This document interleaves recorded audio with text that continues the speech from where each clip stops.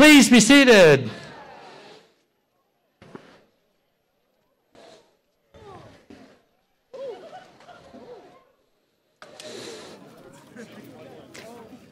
Welcome. Thank you for your patience. This space, even in shaky weather, is so beautiful that I hate to move it inside, but I also understand that it's chilly and damp. The entire ceremony is being live streamed into the chapel. You should feel free to watch whatever fraction of these events from there as are most comfortable for you. In response to the later time, we're going to change the order of events. The most important piece of this is we're going to, after a few very brief remarks, we're going to start with the conferring of the degrees and the diplomas with our graduates of the class of 2018. So any aunts and uncles or grandmas and grandpas that have travel plans, we're actually going to start the diploma ceremony about the time it would have started had we actually started at 11 o'clock. So here's some news. A fortnight ago, the United States Labor Department announced that for the first time in this millennium, the unemployment rate fell below 4%. It is a great day to be a Beloit College graduate. This, amidst recent data saying that Beloit College graduates land within the top 20% of mid-career wage earners among all liberal arts college graduates' parents. You should be able to retire at least 2 years earlier as a result of your very soon-to-be Beloit College graduate offspring having the unexpected means to make that possible. Welcome to this 168th commencement as Wisconsin's oldest and finest college, honoring Beloit College's graduating class of 2018.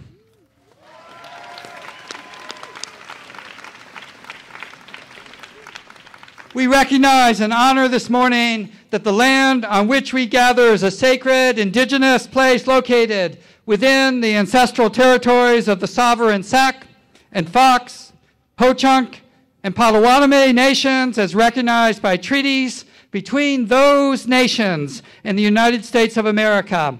Recognizing and honoring Native occupancy is new at commencement, but it is long overdue.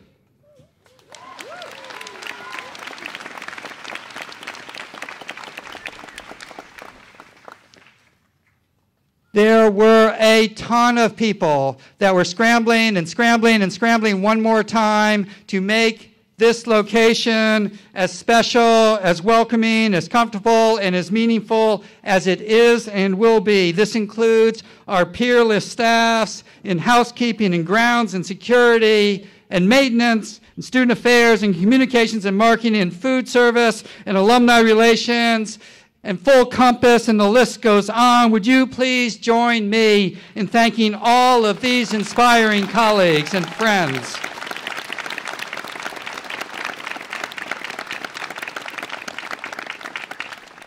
So here's the best news of the morning. These were my remarks.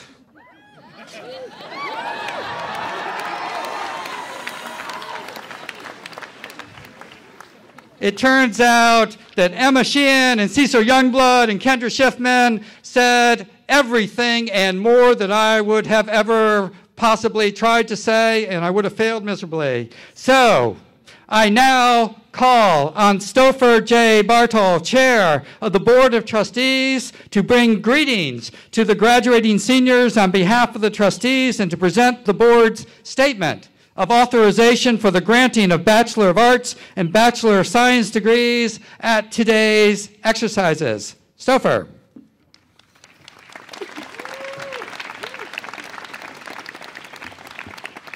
Good morning. Good afternoon. On behalf of Beloit's Board of Trustees, I am pleased to extend our best wishes and congratulations to all members of the class of 2018 and to their friends and families. It is my pleasure to inform you that the Board of Trustees has authorized the awarding of appropriate degrees at this year's commencement exercises to all such candidates as have been certified by the registrar and approved by the faculty. In accordance with these actions, and on behalf of the Board of Trustees of Beloit College, I now call upon President Scott Bierman to confer these awards pursuant to the legal authority vested in the Board of Trustees under the charter granted by the legislature of the Territory of Wisconsin on February 2nd, 1846. Thank you.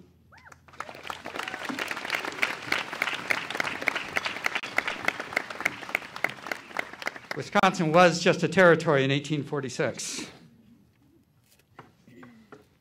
Dean Davies, will you now please present the candidates for degrees? Mr. President, I first have the honor to present the candidates for the degree of Bachelor of Arts. Will these candidates please rise and commence coming forward?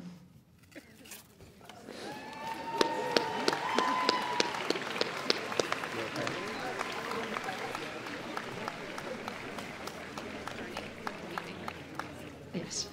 A candidate who attains the highest scholastic standing during 4 years of work at Beloit College is selected to represent the group and to receive a hood in recognition of this achievement. By action of the appropriate authorities and with the approval of the faculty and the Board of Trustees, the candidate so chosen to represent the candidates for the degree of Bachelor of Arts at this 168th commencement exercise is Drew Agnew from Madison, Wisconsin, whose degree is awarded summa cum laude. Will that candidate please come forward?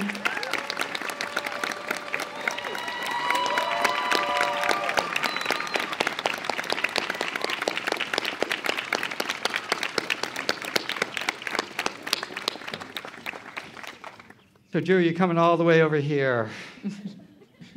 In accordance with the recommendation of the Dean of the College, on behalf of the faculty and the Board of Trustees of Beloit College, and by the authority vested in me, I confer upon you, Drew, the degree of Bachelor of Arts. The token of the hood now, or about to be now, placed upon you, confers upon all the candidates whom you represent the degree of Bachelor of Arts, together with all the rights and privileges thereunto pertaining.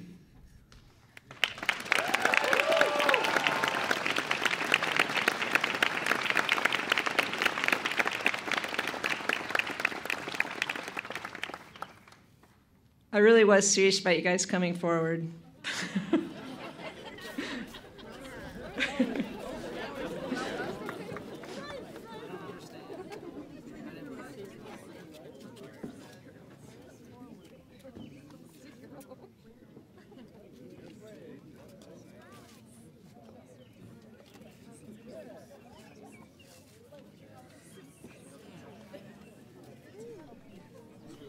Lydia Marie Abraham, cum laude.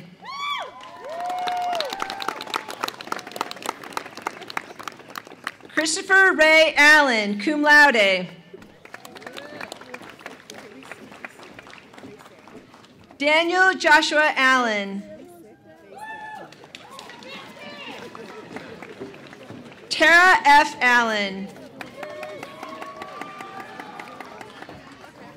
Jordan Lavelle Reuben Allen Jones.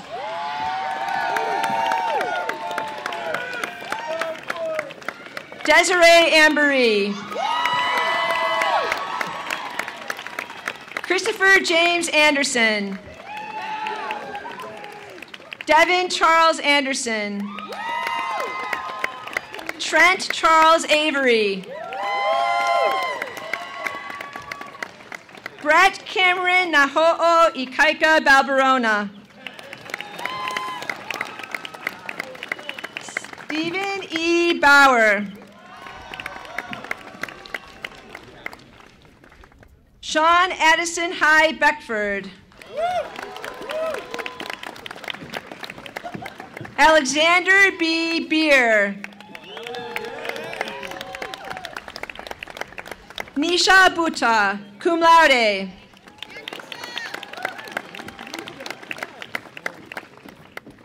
Alexandra Marie Billington. Emily E. Blackburn, magna cum laude, departmental honors, creative writing. Alden Muir Blatter, magna cum laude. Papa Frempong Boacha.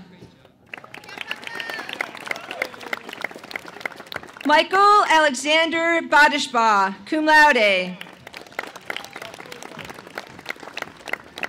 Lucas Pacelli, magna cum laude. Claudette N. Bro, magna cum laude. Mitchell Robert Bull. Casey Scott Bulmer. Charlie Burks, summa cum laude.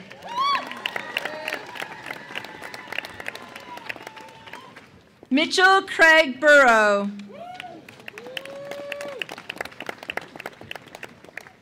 Brangelina Francisca Caceres.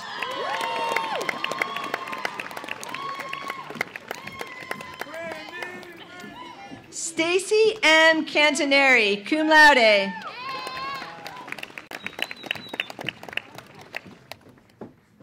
Araceli Carrillo.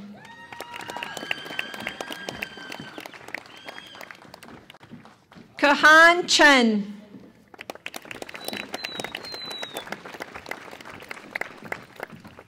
Yuri Choi.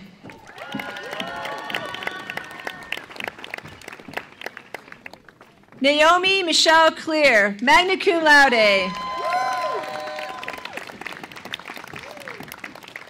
Lindsay Sophia Veronica Crawford, magna cum laude.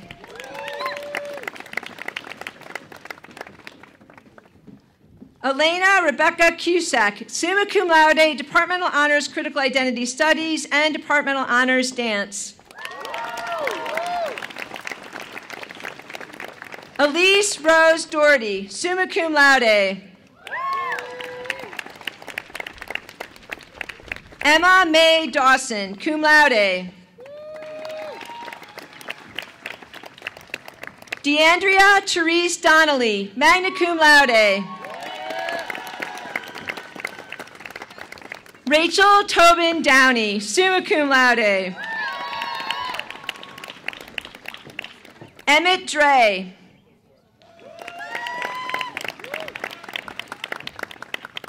Jillian Rachel Dubin, magna cum laude. Jalen Rose Dunn, cum laude. Brisasha Casanos Duquesne, magna cum laude, Departmental Honors Psychology. Jeremy Thomas Dutton.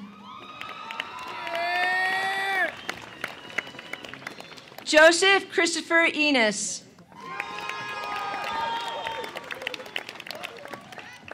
Brent Lemieux and Roth.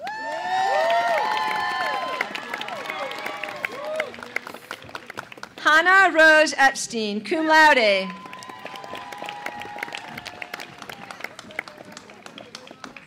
Philip David Erickson, cum laude, Departmental Honors Philosophy.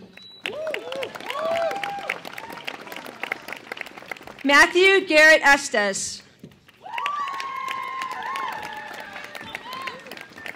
Rebecca Ruth Evans.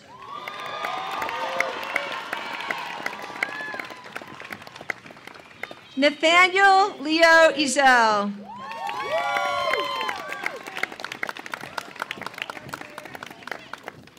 Shi-E Fan, cum laude.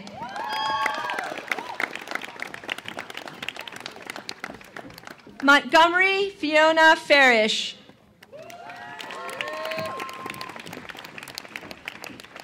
Joel Nathaniel Feinerman, magna cum laude.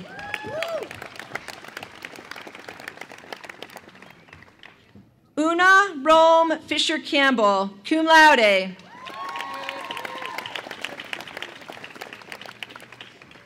Abigail M. Fleming.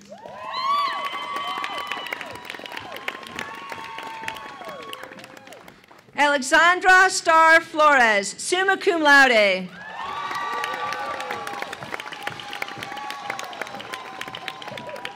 Michelle Elizabeth Frey. Katie Lynn Alice Frew, summa cum laude. Joseph Daniel Freilich.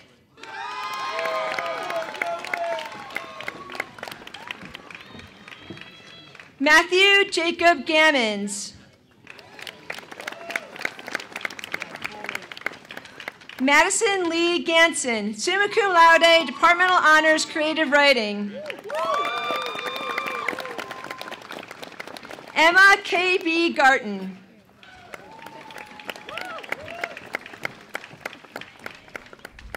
Rebecca Lynn Gilloway, cum laude.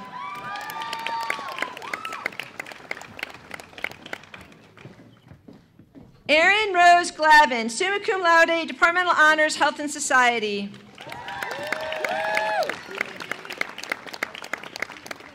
Grace Marie Glover, cum laude, Departmental Honors, Health and Society.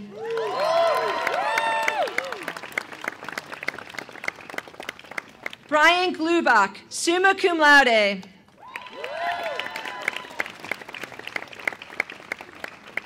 Dennis William Godwin, summa cum laude.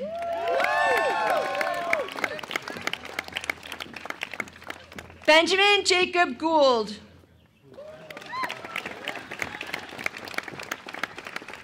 Lorna Kathleen Gray, cum laude.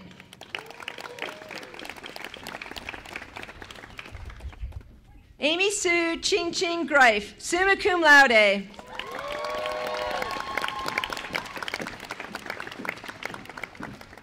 Mallory Justine Sheila Gribble, magna cum laude.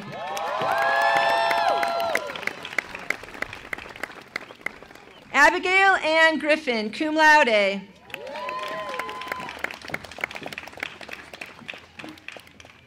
Sophia Grace Hale Brown, summa cum laude, Departmental Honors, Sociology.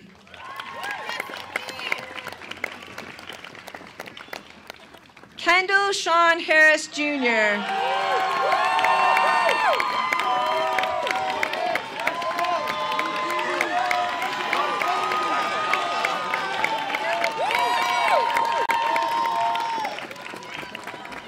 Samantha Razel Haubrick.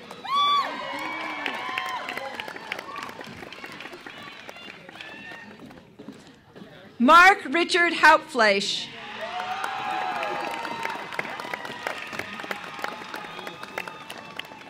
Josephine Ariel Hirsch, summa cum laude, Departmental Honors, Psychology. Emrys Hodkinson, magna cum laude, Departmental Honors, Anthropology.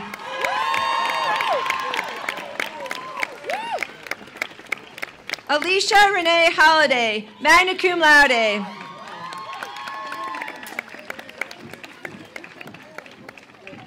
Cynthia Shin Hu, cum laude.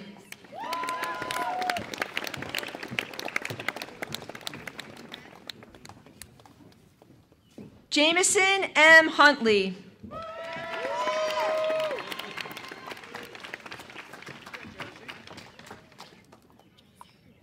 Reese Iafano, magna cum laude, Departmental Honors, Creative Writing.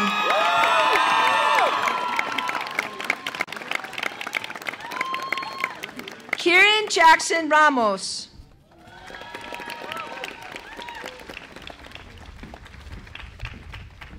Agnieszka Jarzabek, summa cum laude.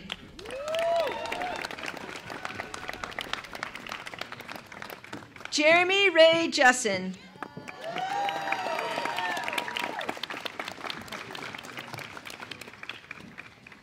Zane Henry Joyner, summa cum laude, Departmental Honors, Cognitive Science.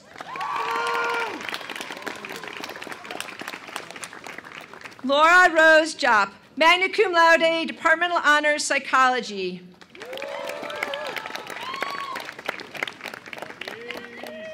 Kevin Colby Joswick.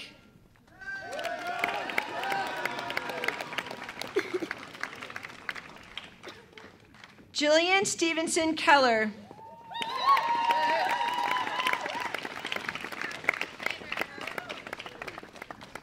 Lucas Kempf, cum laude.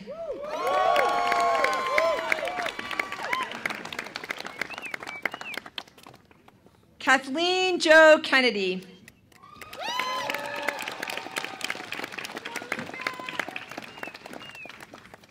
Demetrius King.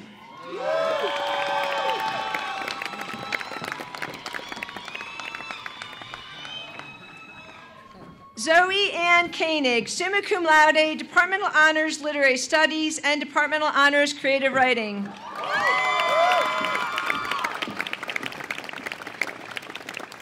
Jessica Carolina Lam Muela.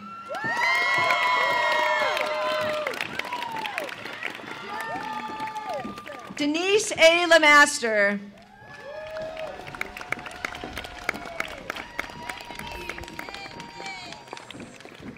Jeffrey Lee, summa cum laude, Departmental Honors Anthropology.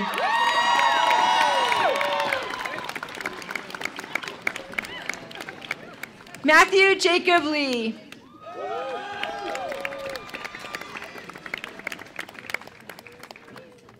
Elizabeth Pearl Lewis, summa cum laude, Departmental Honors History.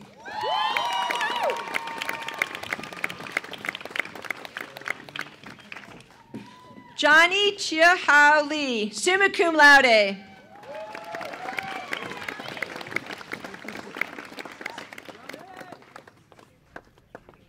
Ife Lee, summa cum laude.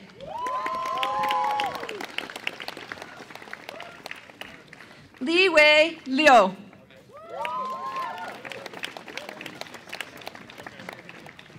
Lu Liu, summa cum laude.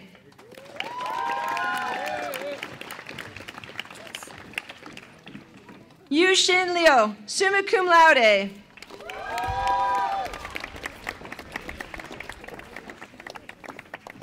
Lucia Cecile X. Labasco.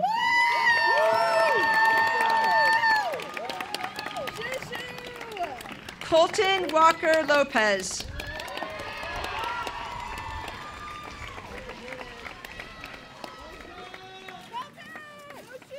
Soraya Imani Lucre, cum laude.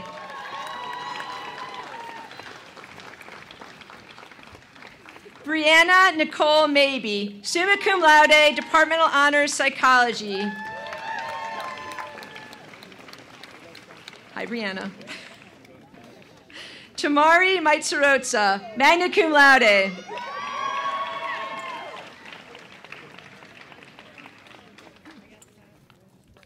Emily A. Molarski.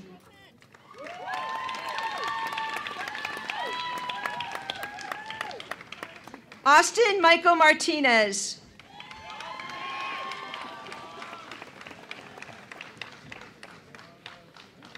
Charlotte Megumi Novia Maeda, cum laude.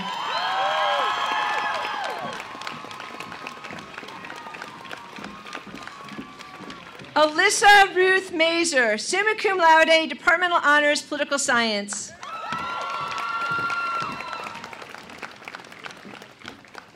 Abigail Lynn McCulley, summa cum laude, Departmental Honors Theater.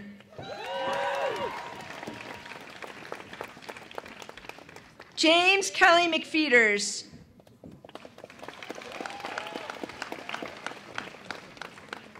Joseph Jordan McKay. Melissa Marie McLean, magna cum laude.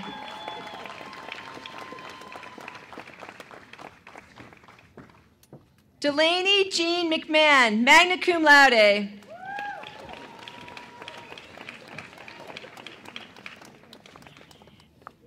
Richard Edward McMurray Jr., cum laude. Nicholas Meisberger.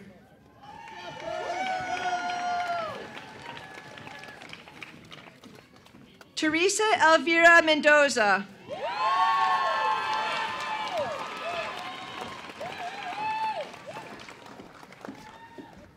Leah Mintier.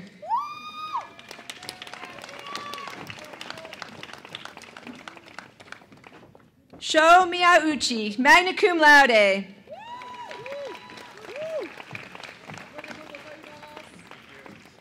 Julia Mall, cum laude.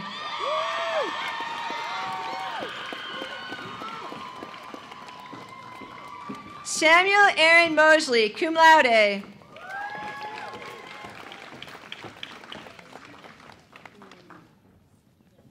Eva Wolfie Malloy, summa cum laude, Departmental Honors Creative Writing and Departmental Honors Psychology.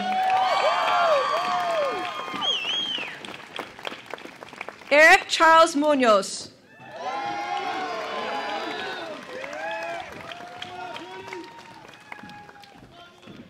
Jordan Emily Murch, cum laude.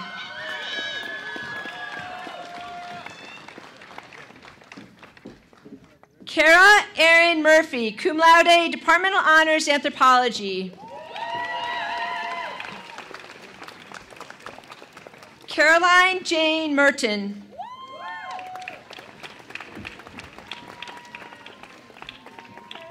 Shoichiro Nakai, cum laude.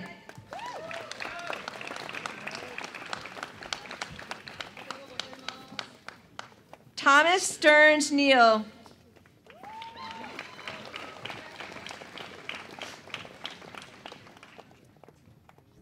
Christopher Scott Newman.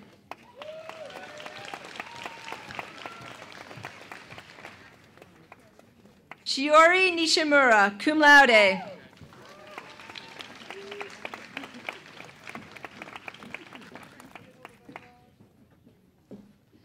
Richard Taubald Noriega, magna cum laude.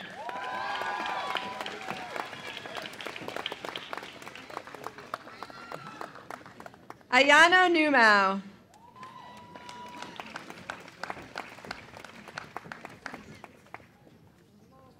Stephen Robert O'Neill, magna cum laude.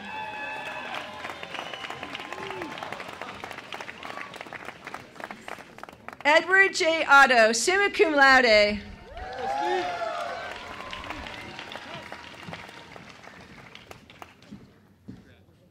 Benjamin Pantoja.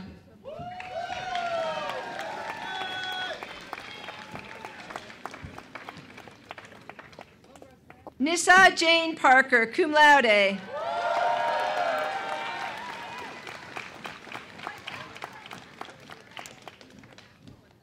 Riley Parton, cum laude.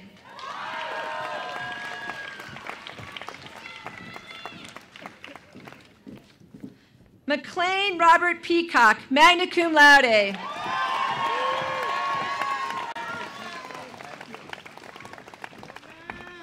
Kayla Perez.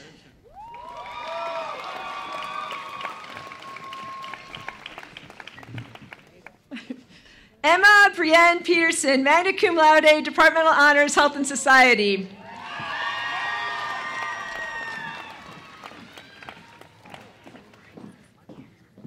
Josie Mae Prickett, cum laude. Jennifer Marie Putman, summa cum laude, Departmental Honors, Creative Writing. Madeline Jean Quinlan, magna cum laude.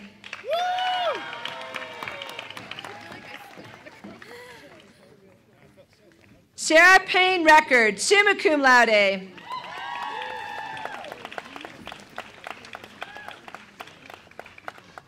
Nicholas James Reed.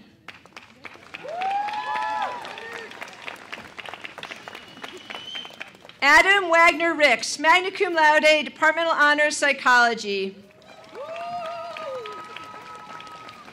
Graham Townsend Riggs, cum laude.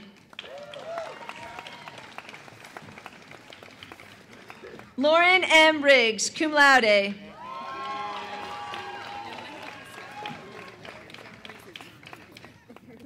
Cody Adam Rizou.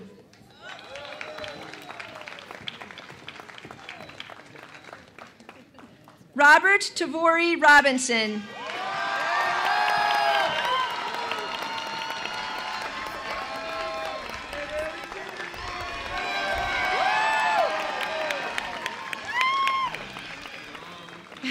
Tegan Marie Rock.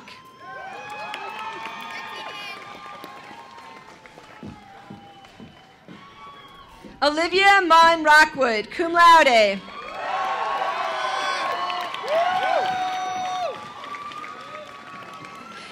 Ethan Rosa.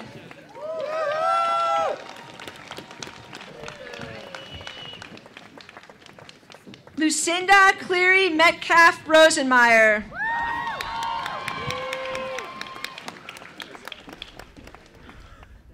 Benjamin Juan Russell.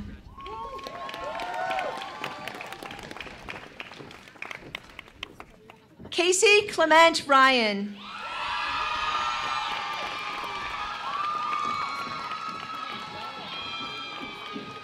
Alyssa May Reichert, magna cum laude, Departmental Honors Psychology and Departmental Honors Sociology. Mia Michelle Reinerson.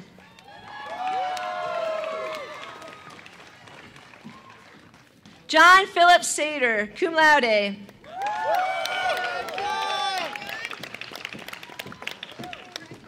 Laura Mary Savage, magna cum laude, Departmental Honors International Relations. Gabriel Keene Schaffner.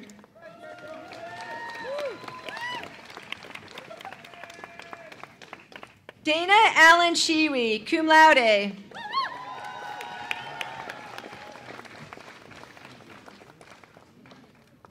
Evangeline Elmira Schmidt, magna cum laude.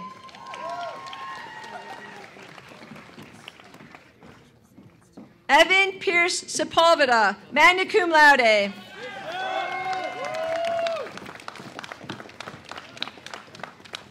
Emma Louise Sheehan.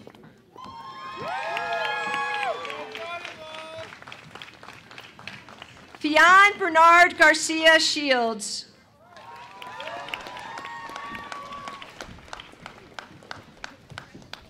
Daryl Glenn Smith, Jr.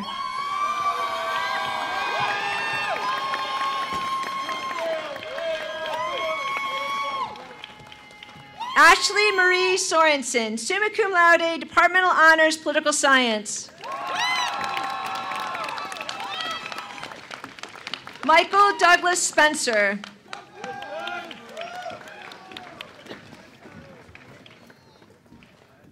Emily Elizabeth St. Ange, summa cum laude.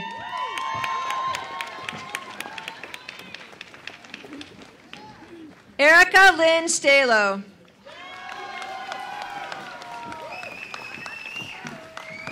Mark Stevens, Jr.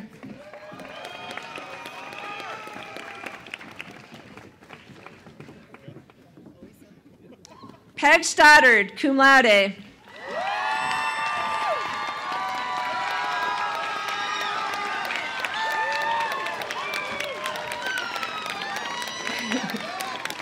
Stavia Rose Stone Wilder, magna cum laude.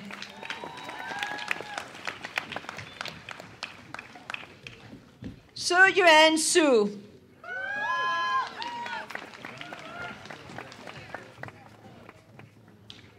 Ryan Donald Chagro, summa cum laude.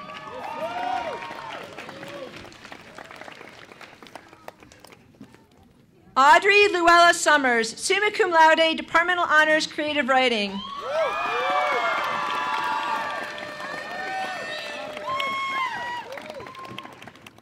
Wenjia Sun.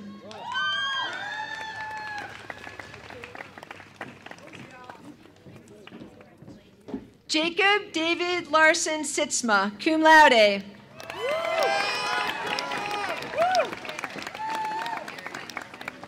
Shan Tong.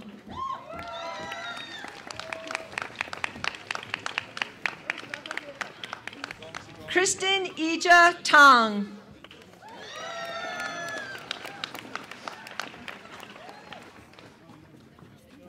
Alexandra Crystalise Tomei.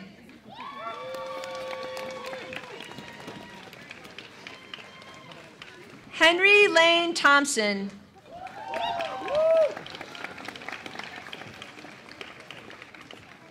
Randy Todd.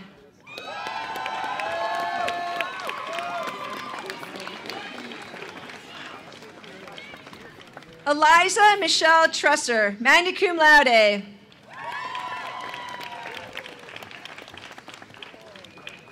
Charlotte Amelia Vale, cum laude, departmental honors dance. Justin Taylor Vettrell, summa cum laude, departmental honors history and departmental honors political science.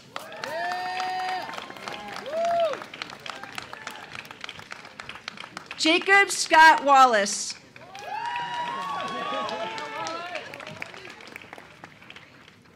Willow Wallace.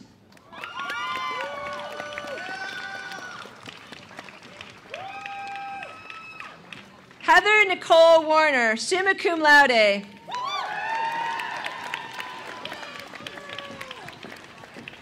Senna Waterdew.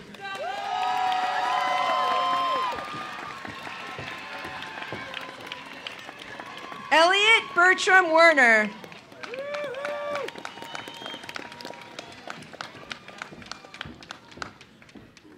Nicholas Dutch Westfall.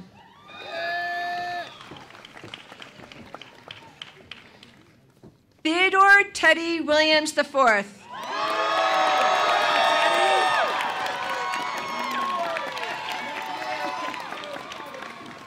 Victor James Williams, cum laude.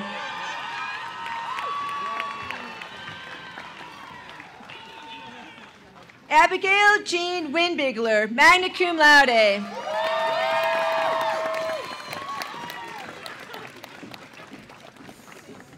Paige Nina Walsick.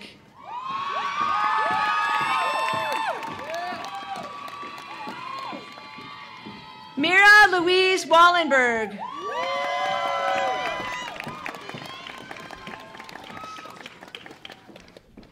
Xiaomin Xia, cum laude.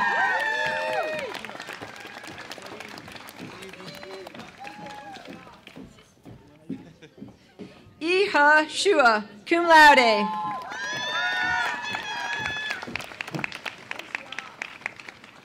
Moi Yamazaki.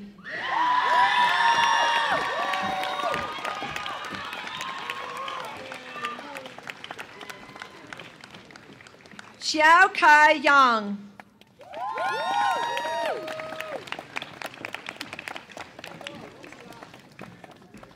Jiangua Zhang.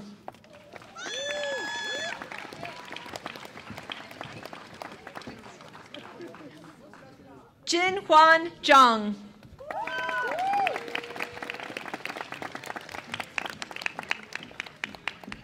Mingyi Zhang, summa cum laude, departmental honors, political science.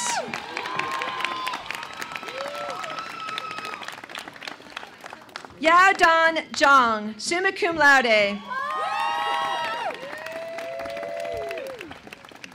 Junhao Zhou, cum laude.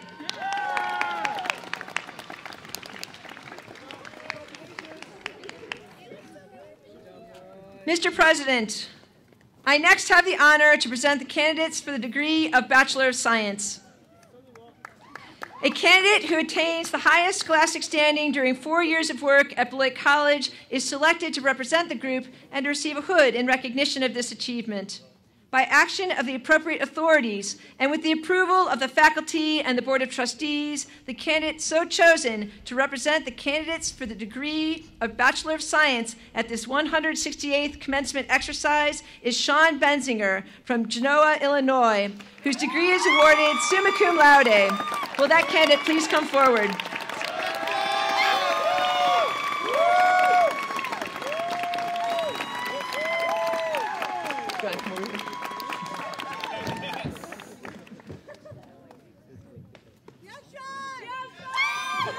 In accordance with the recommendation of the Dean of the College, on behalf of the faculty and the Board of Trustees of Beloit College, and by the authority vested in me, I confer upon you, Sean, the degree of Bachelor of Science. The The token of the hood now placed upon you confers upon all the candidates whom you represent the degree of Bachelor of Science, together with all the rights and privileges thereunto pertaining.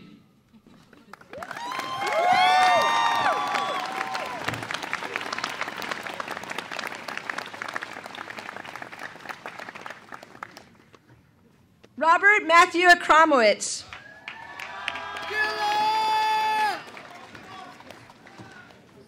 Jerry Mark Lee Bauer III.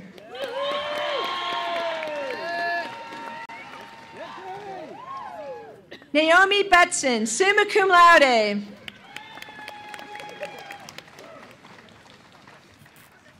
Benny Blair, magna cum laude, Departmental Honors Biology.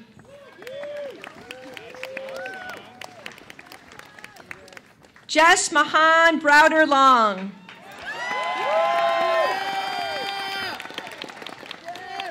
Francis Newell Burney.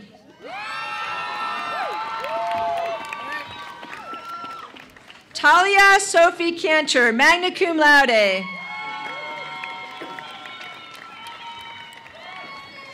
Mark Bradley Christine.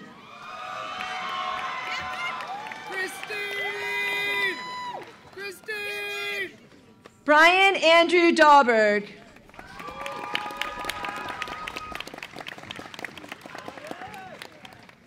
John Zambezi Diorio, summa cum laude, Departmental Honors Computer Science. Barrett Parker Folks.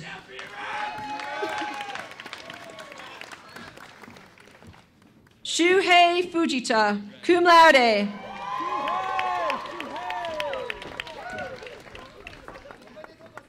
James Patrick Grammich.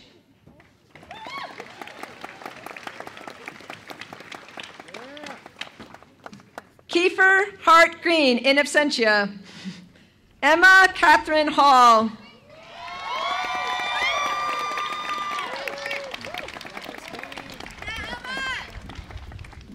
Edwin Taryn Harris, summa cum laude, Departmental Honors Biology.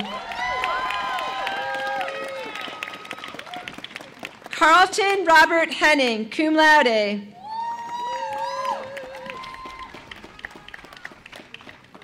Emily Renee Hinger.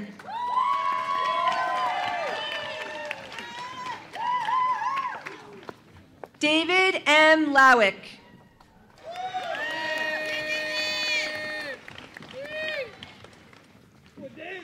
Jason Miguel Antonio Jamie.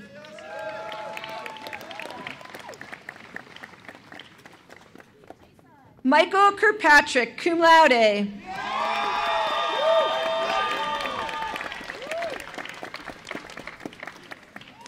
Hannah Mackenzie Clare.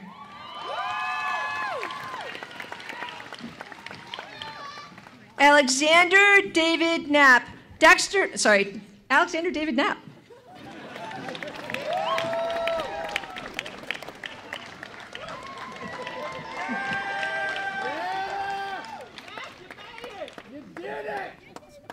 Dexter Charles Copas, cum laude, Departmental Honors Geology.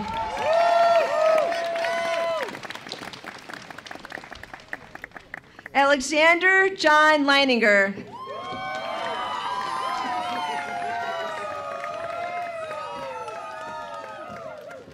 Dylan Levine.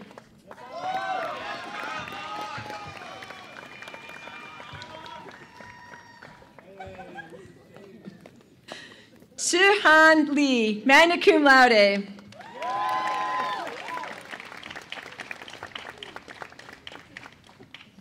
Emily Lindquist, summa cum laude.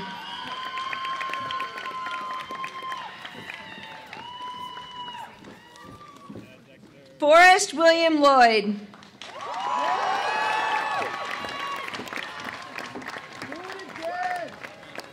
Keena Ching Ziegert McCombs.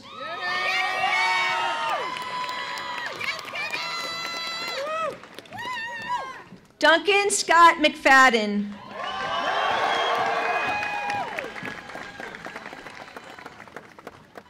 Leah Tongwen Mellet, magna cum laude, departmental honors, biochemistry.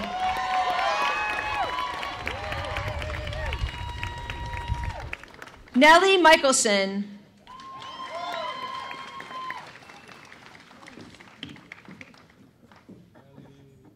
Levi Moose, cum laude.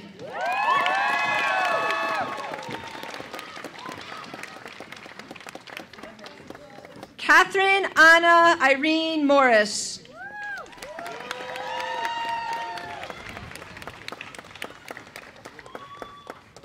Nicolette L. Muldrow.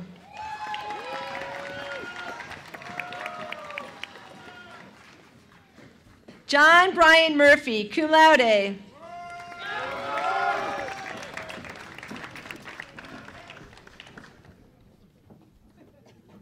Toon Din Nguyen, summa cum laude.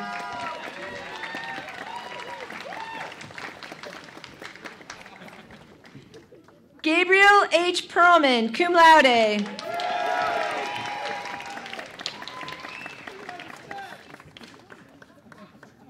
Christina Maria Barros da Costa Piper.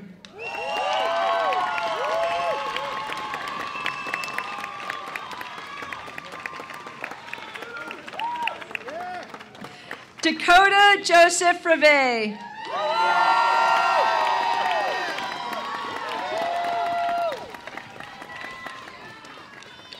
Jacob A. Riker, cum laude.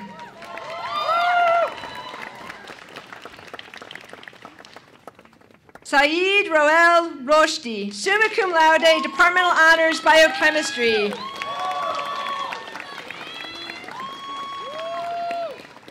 Bailey Stone Slavera, cum laude.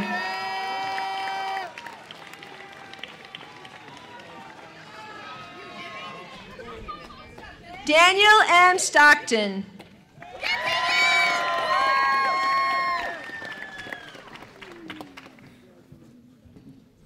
Preston Nicholas Stover.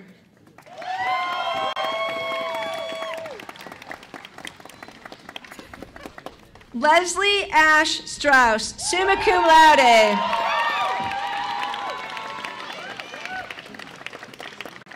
Liam Wesley Sullivan.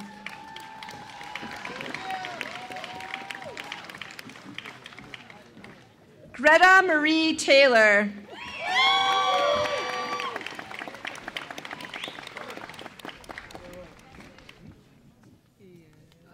Simon Bain Tomlinson, summa cum laude, departmental honors, computer science.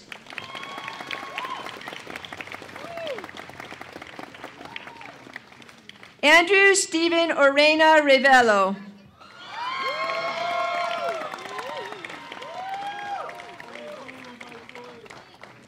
Marco Antonio Valle, Jr.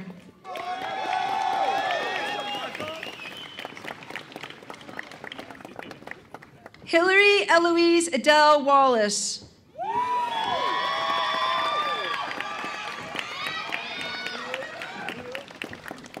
Avery Scott Walter Bailey.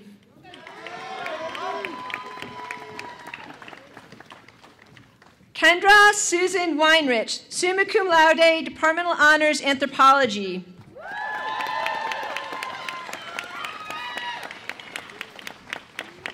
Kai-Yuan Zhang, magna cum laude.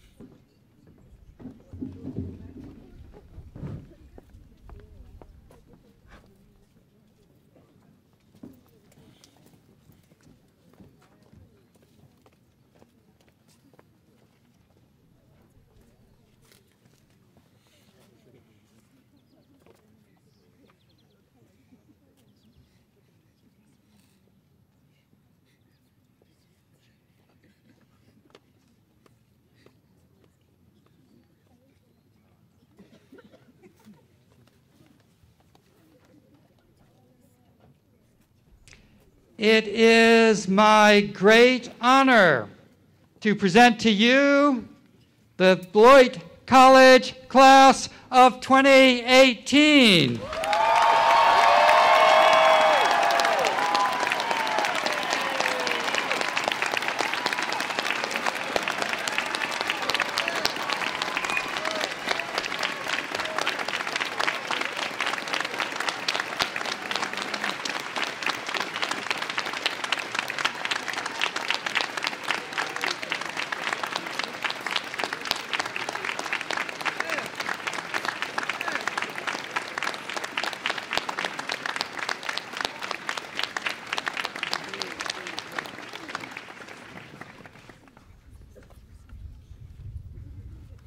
Very well deserved. Congratulations. I am especially pleased to introduce our commencement speaker this year. Gary Arnold is one of our own. A 1992 graduate of this college, his work advocating for the rights of people with disabilities has been a beautiful expression of our mission. It's fair to say that Gary got his taste for advocacy as a Beloit College student. He was an active member of Students for an Integrated Curriculum, a group that advocated for a more inclusive curriculum. Gary majored in creative writing and literary studies and co-edited the Round Table at his commencement. On this very same location 26 years ago, Gary received the prestigious Martha Peterson Prize in recognition of his accomplishments. At another Beloit commencement, this one in 1999, Marka Bristow, Beloit class of 1974, served as our commencement speaker. Marka is a nationally recognized advocate for people with disabilities who helped shape the American with Disabilities Act. In the 1980s, she founded Chicago-based Access Living, which became a pioneering disability rights advocacy organization. Circling back to Beloit in 1999, just 1 week after Marcus spoke at Beloit's commencement, Gary was casting about for opportunities. His faculty contacts told him about Marka and passed along word that she was seeking to hire an executive assistant. That connection helped launch Gary's career at Access Living, where he went on to manage the organization's public relations efforts for 16 years. He's also served on the board of the Little People of America, and in 2011, he was elected to be that organization's president. Today, Gary is program director of the Progress Center for Independent Living in Forest Park, Illinois, which helps provide social services to people with disabilities. Gary recently described his work this way: we're trying to make systemic change for the world by making the environment where we live more inclusive to people with disabilities. I like what I do, and I feel really good about what we're doing. Well, Gary, ditto. We are proud to claim Gary Arnold as an alumnus of this college. Please join me in welcoming Gary Arnold.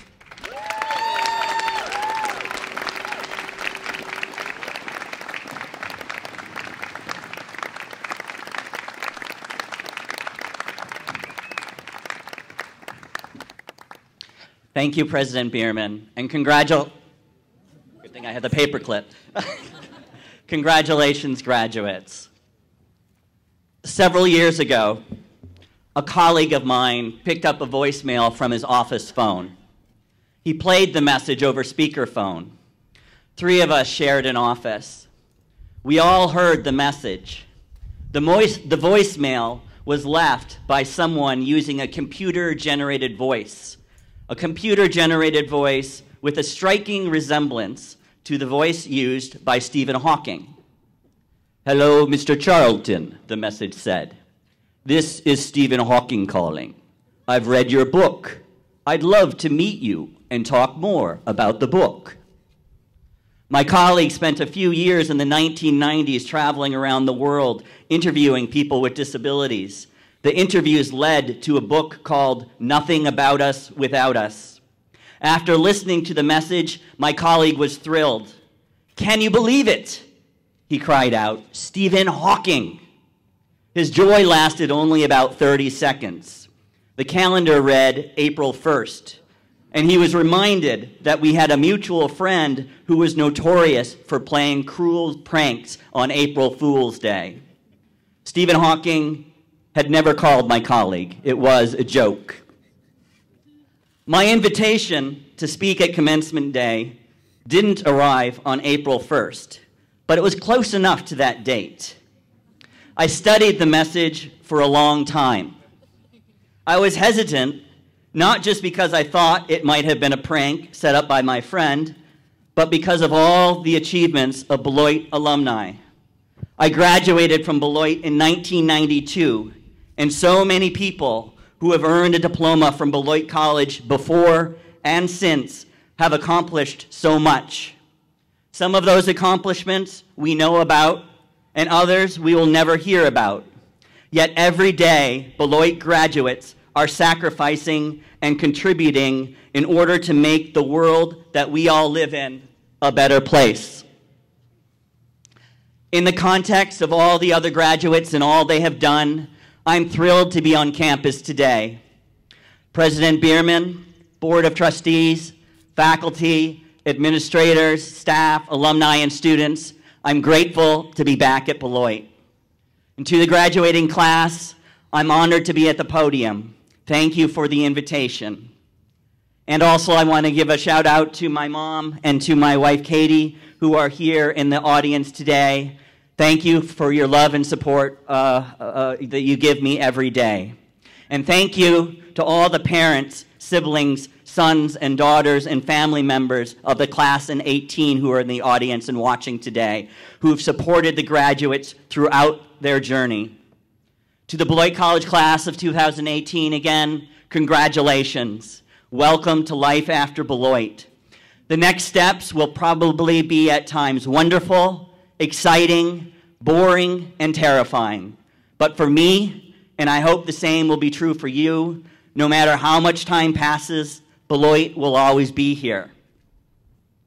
The last time I was on campus before today was in 2011. I was here to give a talk about the disability rights movement. My presentation was on the same night and near the same time as former Dean of Students Bill Flanagan was scheduled to deliver his last lecture. The last lecture series was created to give members of the Beloit community the opportunity to speak as if they would never again speak to a Beloit audience. I've always liked the premise of the last lecture series, and I wish I'd been able to listen to Flanagan speak that night. When I was a student, I heard several of the last lectures at Beloit. The first that I remember was delivered by a professor named Tom McBride. I was working for the student newspaper at the time, The Round Table. And at the time, my editor assigned me to cover McBride's speech. I tape recorded the lecture, and to finish the piece, I worked late into the night in the computer lab at Pearson's Hall. On Friday afternoon, when the paper was delivered to drop-off points around the campus, I was in the library. As soon as I saw someone walking through the library, dropping off bundles at various spots, I picked up a copy. My story ran with what I remember to be a very serious-looking picture of McBride. Now that the story was in print, I was scared.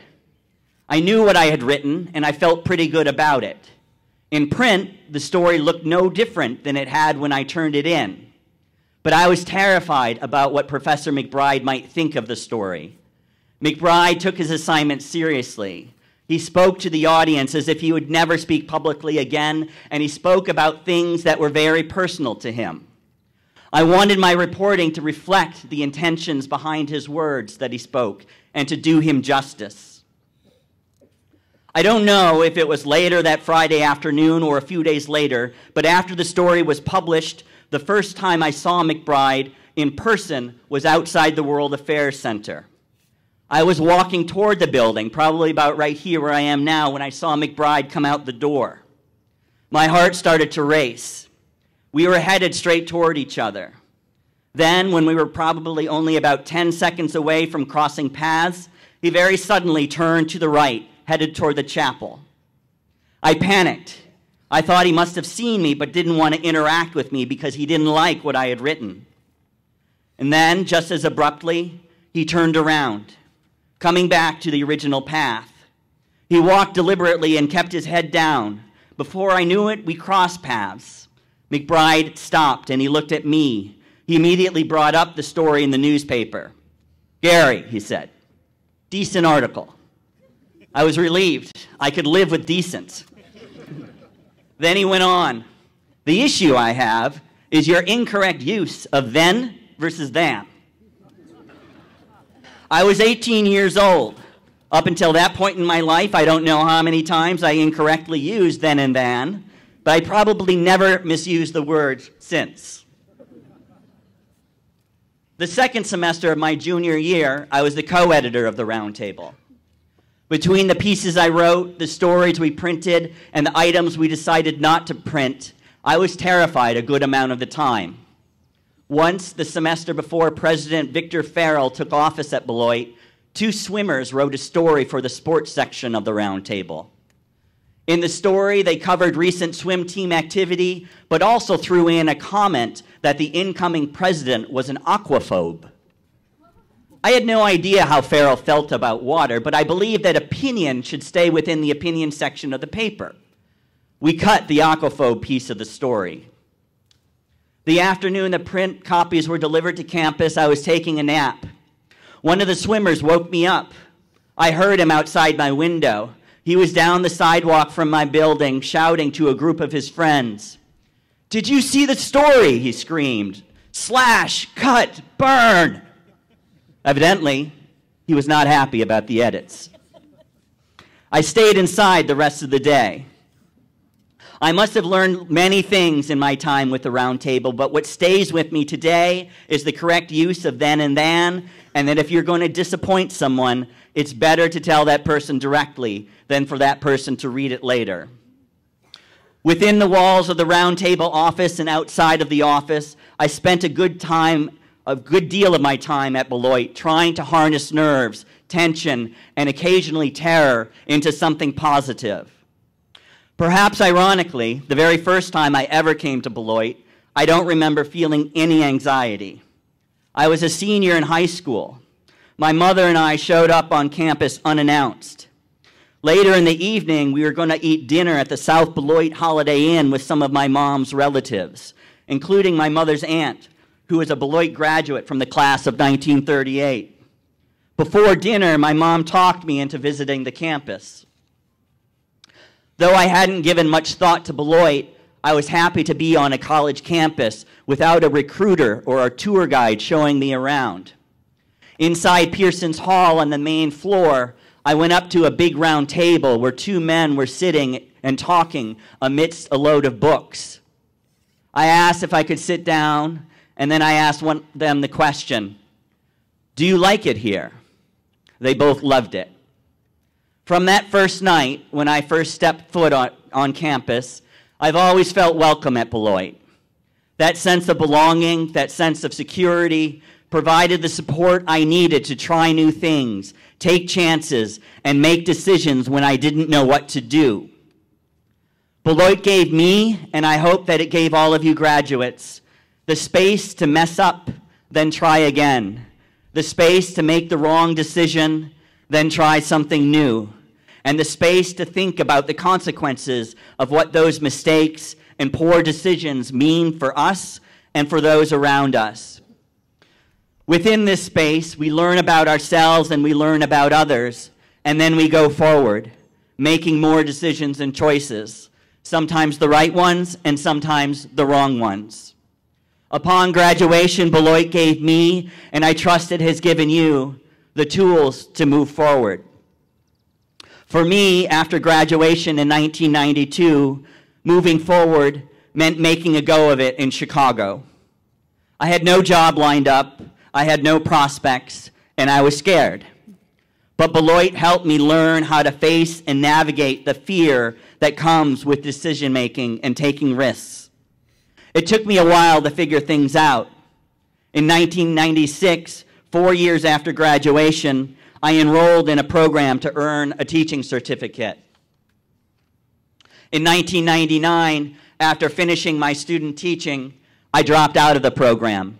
I knew that teaching wasn't for me, but I didn't know what to do next.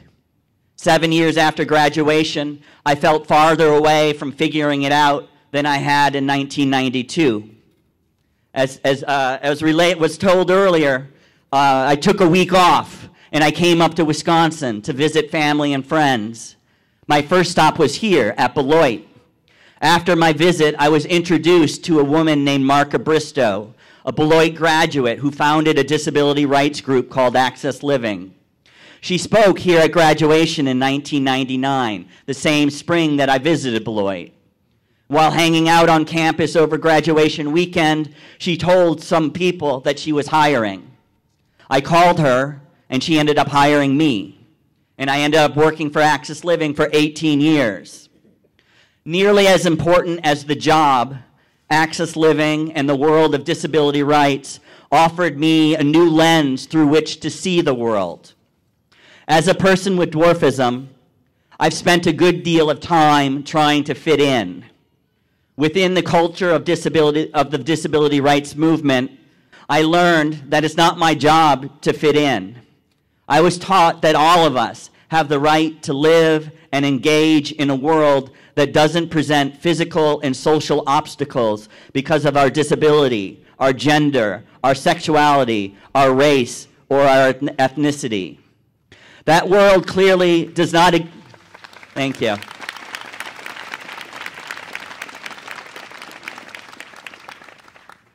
That world does not exist for some of us, but it's not our job to change who we are in order to fit into that world. Our job is to fight to make a world that's more inclusive of everyone. It's a nearly impossible job, and the efforts to confront discrimination often fail. But every once in a while, something works. No matter the significance of that victory, every time something does work, we are a little closer to the inclusive world for which we are fighting. A few years ago, Dan Savage and Ellen DeGeneres helped to popularize the slogan and campaign, "It Gets Better." For some of you here today, and for many of us in the world, that may be true. The challenges we face as young people may get better as we get older. But it's not true for everyone. It wasn't true for me. I used to think when I become an adult, the harassment, condescension, ridicule that I and many people with dwarfism face would end. People would know I was an adult, and they would treat me like an adult. I was wrong. It didn't stop. After Peter Dinklage won a Golden Globe and an Emmy for Game of Thrones, I thought that people would stop calling me midget or taking my picture without asking permission. If the Munchkins and reality television have taught people nothing about dwarfism, then for God's sake, Tyrion Lannister will. But I was wrong. The pictures haven't stopped. For some people, I'm nothing more than a punchline to impress friends. For me, the social stigma has been the most difficult part of living with a disability. And the social stigma hasn't changed. It hasn't gotten better. But everything has gotten easier. It's gotten easier because I've been able to change the lens through which I see myself in the world. With this different lens, rather than internalize the bigotry and prejudice, I have the support I need to fight against it. With this lens, I had the confidence I needed to serve as president of Little People of America and work with others to fight against insurance companies denying little people health coverage simply because of our dwarfism diagnosis. I had the courage to campaign with others for an international treaty that would give basic civil rights to people with disabilities around the world. And I had the confidence to push back against pharmaceutical companies developing a drug to fix people with dwarfism. In some ways, I know that I'm naive. Changing my lens is not going to change the world. If I were to walk in a Starbucks, a few people might stare. I could get called a midget. Someone might pat me on the head, or someone might take my picture. No one's going to call the police on me. My life is not going to be put at risk because of internalized discrimination against dwarfism. I'm naive and I'm privileged. In order to use my privilege for something positive, I need to take all the social prejudice that dwarfs face and frame it as a societal problem, not a personal problem. It's what I needed in order to reclaim the secure, safe space that I had at Beloit.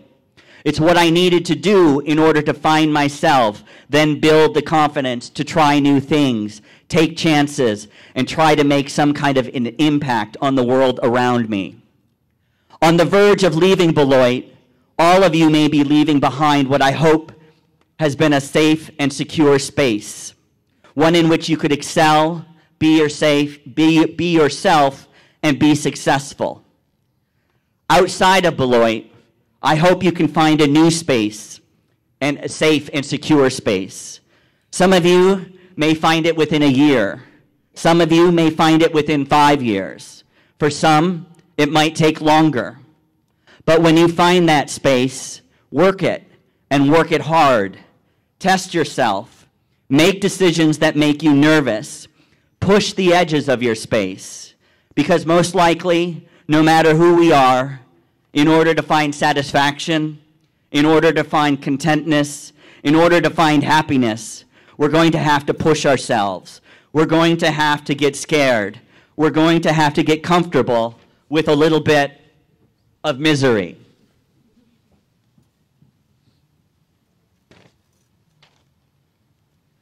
As you begin to make your way in the world, you may end up putting yourself on a timetable, and that's okay. We should set goals about where we want to be and what we want to do by a certain point in our lives. But no matter what kind of timetable you set for yourself, it's never too late to try something new. A few years ago, at a Little People of America conference, I went to a workshop called What Do You Want to Do When You Grow Up? Typically, the panel is a group of young adults who landed lucrative positions soon after graduation. The idea is to send a message about what is possible to future high school and college graduates. This particular year, the panel included a middle-aged man. For years, he had worked as a janitor, managing a custodial crew at a local grade school. One night, while plowing the parking lot, an accident sent him flying through the windshield. The resulting injury meant he could never work the custodial job again. He went back to school to earn a social work degree and was now working with autistic kids. I've never been so happy in my life, the panelist told the audience. The man was 52 years old. Whether by necessity or choice, it's never too late to change courses, to change the space in which we feel safe and secure, to change our focus, to change our lens.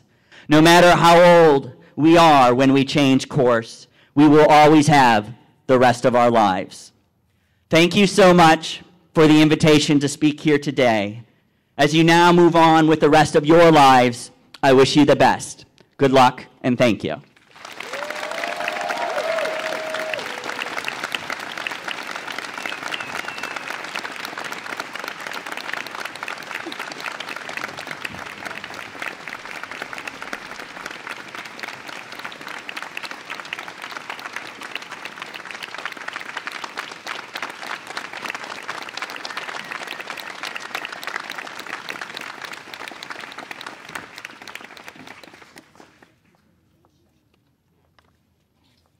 The Administrative Policy Manual of Beloit College provides that honorary degrees may be granted to those whose achievements are extraordinary and who represent by their lives and works the ideals for which Beloit College stands. I now present our candidate recommended for an honorary degree at today's ceremony. Gary Arnold, would you please step forward?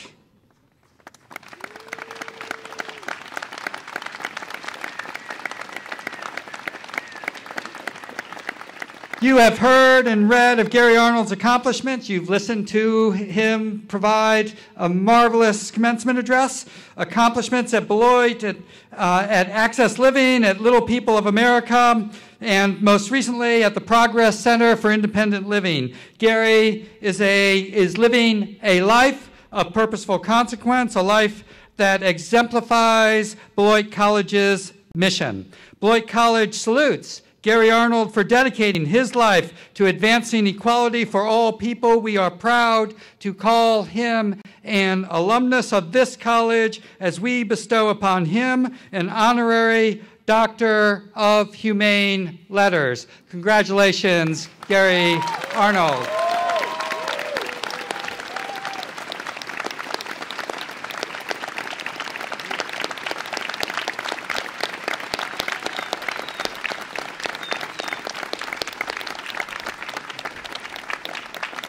So I almost forgot another part of this. Hold on, Gary. As president of Beloit College, it is an honor and a pleasure to confer upon you with this Beloit College diploma, your second one, the degree of Doctor of Letters honoris causa, by authorizing the Chief Marshal to invest you, which he's already done, with the appropriate hood. Congratulations.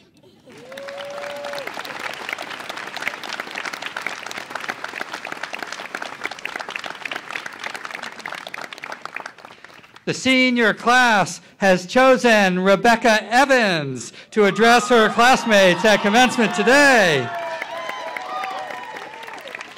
Rebecca, would you come forward? As Rebecca makes her way to the stage, I'll say a few words about this remarkable, creative, and innovative storyteller. Throughout her time at Beloit, Rebecca has sought to document the stories of our campus through her film company, Truth Productions, including the Black Bodies series, which takes a deep dive into the lives of Black students on campus. She then expanded her focus beyond Beloit to the state of Wisconsin. Using a venture grant, she created a documentary about the potential impact of an anti-immigration bill that was working its way through the Wisconsin legislature and the effects of this bill on Wisconsin's Latino population. Deemed a quiet storm by those who know her, Rebecca is often behind the scenes helping to organize and engage students, faculty, and staff with a variety of events on campus through her work with the Office of Inclusive Living and Learning, the Office of Academic Diversity and Inclusion, and the Athletics Department, where, as a student athlete, she played basketball and ran track and field. A Beloit native, she has built bridges between the city and the college by creating several iterations of a community college choir that has performed most notably at our Martin Luther King Jr. convocation each year. Rebecca graduates with a theater, dance, and media studies major with a concentration on media studies and performance. This fall, she'll head to graduate school for film studies. Please join me in welcoming Rebecca Evans.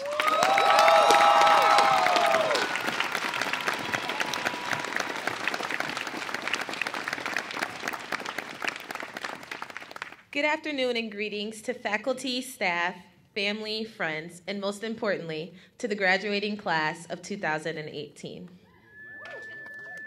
First and foremost, I must give honor to God, for without I wouldn't be standing at this very position before you all today. Secondly, I must acknowledge my ancestors who have come before me, because as I stand here to address this crowd and walk across this stage, I must recognize that I am a product of their hard work, sacrifice, and living the reality of their wildest dreams. Now let's begin.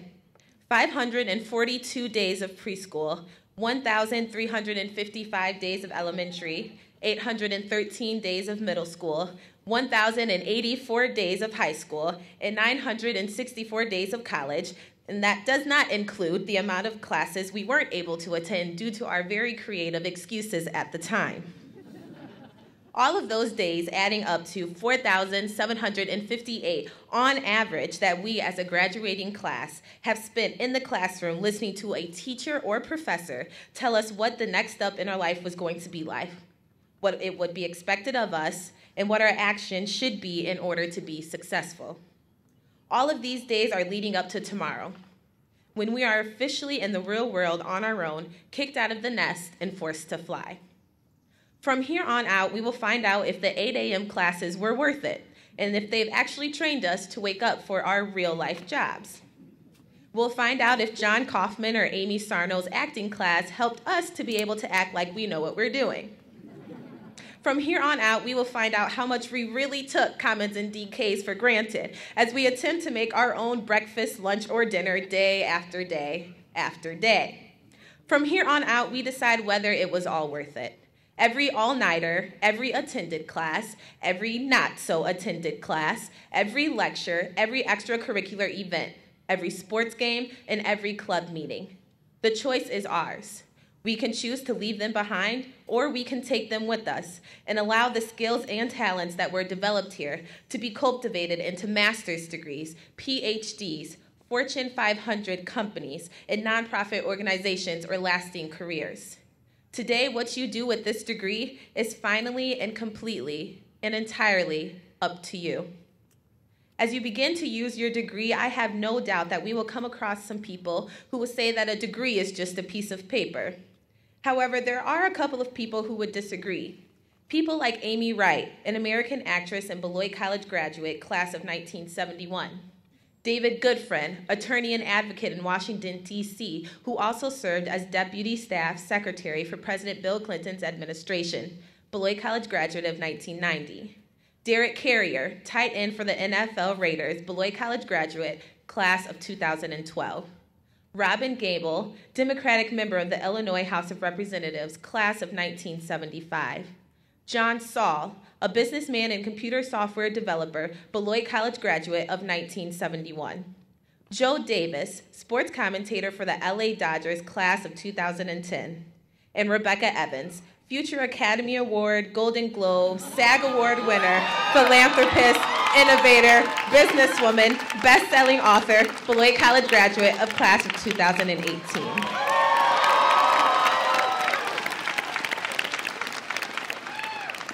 As I began to do my research on college graduates and life after obtaining an undergraduate degree, I found a common denominator. It just so happens that everyone who would say that a degree is just a piece of paper just so happens not to be a graduate of Beloit College. I am not one to believe in coincidences. As a researcher, it is my job to define the coincidence and place it back to some sort of cultural, scientific, or sociological explanation. My research led me to find that those who were more likely to attend Beloit College would say that our degree is an experience. It's an adventure. It's our ladder as we climb into the real world. It can serve as a GPS to guide us to our final destination, and much like a GPS, if we choose to go a different route, we all have the tools inside of this degree that can somehow help us find our final destination. Along with my research, there was an incredible amount of alumni who stated that their attended college or university changed them. But I found that I could not say the same about Beloit College. I realize with saying this, I have made a couple of faculty and staff members nervous. I am sure that President Scott Bierman is completely regretting his decision of approval for me to speak today. And right now, I'm sure the proud look on my parents' face has vanished and been replaced by looks of worry or embarrassment. So before President Bierman snatches the mic away from me or my parents' fate from embarrassment, allow me to explain. Beloit College did not change me within these 4 years, and neither did I want them to. Think about it. The definition of change is to make something different. Change has the connotation of enforcement, which oftentimes is great, but not when it comes to the actions and characteristics of living things. For a change to be most effective, it must come from within. This is where we find challenge. There are many different definitions, for example, to arouse or stimulate, especially by presenting with difficulties, or to demand as due or deserved. So reiterate my statement, Beloit College has not changed me, and neither did I want them to. But rather, Beloit College has done me and all of us one better and challenged us, allowing for a change to create itself within us. I would be foolish to make this declaration without any literature or examples to follow it. So with that being said, I was writing this speech and I was reminded of the Bible verse found in the book of James, chapter 1, verses 2 through 4, which states, Consider it pure joy, my brothers and sisters, whenever you face trials of many kinds, because you know that the testing of your faith produces perseverance. Let perseverance finish its work so that you may be mature and complete, not lacking anything. And from there, I would like to reference Moses, who faced challenges with his identity, knowing that he was different from his mother, brother, and father, but couldn't exactly pinpoint it. However, when he discovered his truth, he had to leave behind everything he knew, and even the ones that he loved most. I said that to say this: sometimes in life, challenges of identity will occur. Oftentimes, you find yourself and you find your purpose, you may have to leave everything that you know behind. And sometimes you will have to leave the people closest to you behind as well. To the graduating class of 2018, we are of a different breed. We are not like the generations before us, and neither are we like the generations after us. We are different, and oftentimes, because of our uniqueness, we are going to have to come out from among them and be separated. Moses, too, had a stuttering problem, but yet God told Moses to speak in front of Pharaoh and large crowds on behalf of him. Moses faced a challenge of not knowing whether or not he had the skills to be able to fulfill his purpose. Sometimes that master's degree or that PhD have skills that seem out of reach. Sometimes the job that we want expects us to have 20 years of experience, but imagine if we ran from the challenge. Imagine if Moses did not accept the challenge. There would have been a whole nation of people still enslaved. And I dare you to even go a step further with me and imagine if God had just changed Moses' circumstances. He never would have lived with Pharaoh. He never would have found his purpose or faced and conquered his challenges. So I've said that to say this: Beloit College has changed us in more ways than one. But look at all of the change it has created as a result. And although we are done with our education at Beloit, I ask that we learn one more lesson from them, and that is to challenge yourselves and those around you to elicit a change that we ultimately want to see. If you ask the common graduate, they would say that their goal is to change the world. But upon asking some of the members of the graduating class of 2018, I found that our answers aren't so common. We don't want to change the world. We want to challenge it. For so long, there has been the goal of producing world changers, and quite honestly, we haven't seen things get too much better. But little does the world know that its greatest change will come from a small liberal arts college in Beloit, Wisconsin, where there are students being produced like Daryl Smith, Theodore Williams, Robert Robertson, Jordan Allen Jones, Hillary Wallace, Jake Wallace, Charlotte Maeda, Emmanuel Zadok, Devin Anderson, Papa Boyachi, Rosa Innocent, Randy Todd, Brangelina Caceres, and Desiree Ambere, who are ready to challenge the world to think different, act different, and be different. Before I conclude my speech, there are a couple of people I must thank for the challenges that they have placed upon me. I must thank my professors and high school teachers, those who saw something in me and challenged me to reach my full potential, and those who saw me as nothing and without even knowing it challenged me to work 4 times as hard just to still be seen as half as good. It is through these challenges I learned to go the extra mile. I must thank my siblings, all 8 of them. Yes, I said 8. Daniel, Darius, Mary, Keturah, Joshua, Joseph, Jacob, and Matthew. Thank you for completely tormenting me as a child. It is through these challenges I have of having to defend myself with snappy, sassy, and quick-witted comebacks that I take the skills into the classroom into my future board meetings. Thank you all for challenging me not only to be as smart, athletic, and hardworking as you all, but urging me to go a step further and be better. To my grandmother, thank you for challenging me to remain strong and upright in Christ. It is through these challenges of making sure my actions matched my words, which matched my faith, that I am able to be the woman of God today and hope to be tomorrow and forevermore.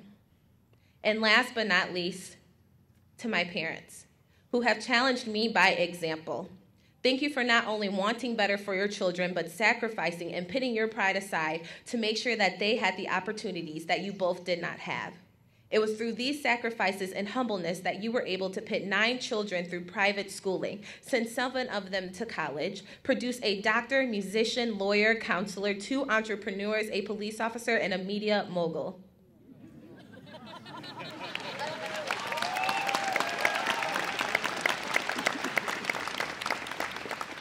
To my mother, who sacrificed her career of being an accountant so that she might work as a secretary in her children's school so that they may go at a discounted rate, thank you for challenging me by example of what it means to sacrifice for the ones you love.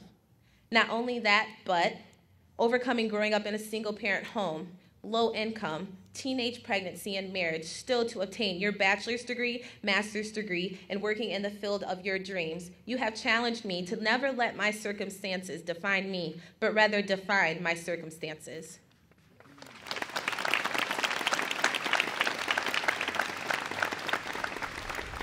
And my father, you have pushed me in my faith, in my education, and even in my sports that I participate in.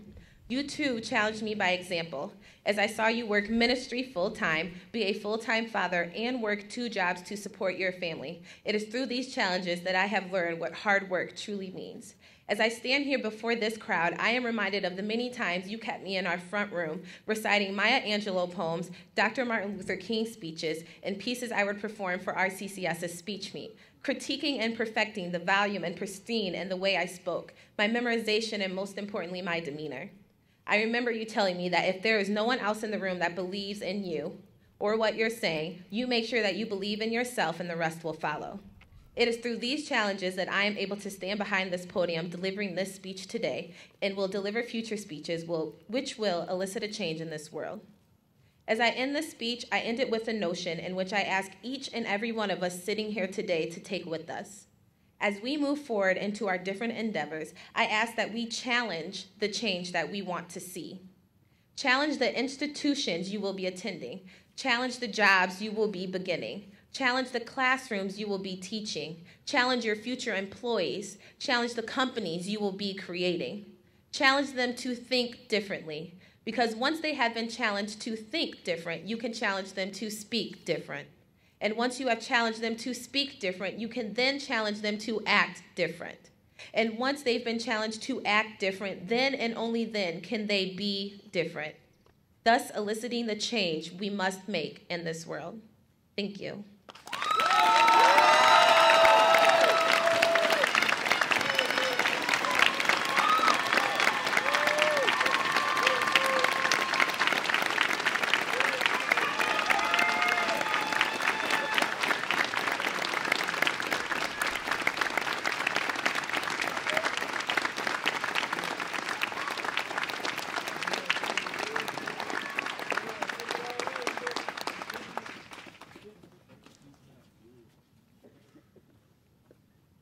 Thank you so much, Rebecca. The Warren Miller Blue Skies Award, named after a 1960 Beloit alumnus who's famous for his many New Yorker magazine cartoons, pays tribute to a member of the senior class who has helped to foster good cheer, a good-humored perspective, and saving grace in the conduct of our daily lives together on campus. Staff in the Dean of Students' office receive nominations for this award, then vote on the nominees. Since 1982, Beloit has recognized one outstanding graduate each year to receive this award at commencement. The 2018 Warren Miller Blue Skies Award goes to Dakota Rive. Dakota, would you make your way up here, please?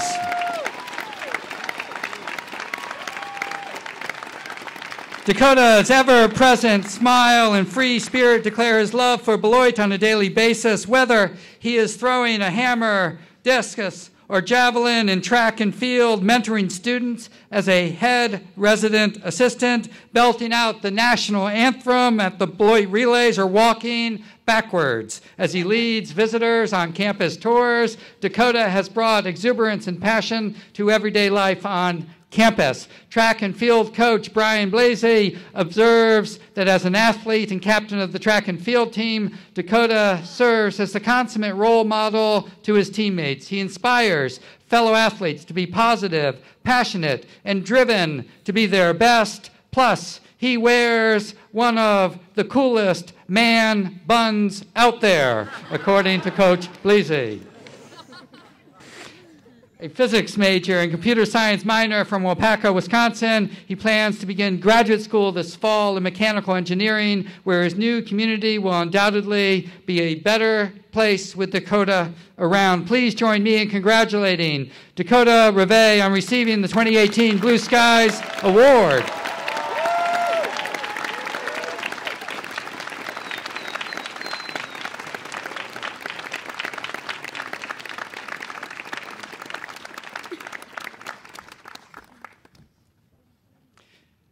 Members of the Beloit College class of 1981 established the Martha Peterson Prize as a tribute to Beloit's 7th president.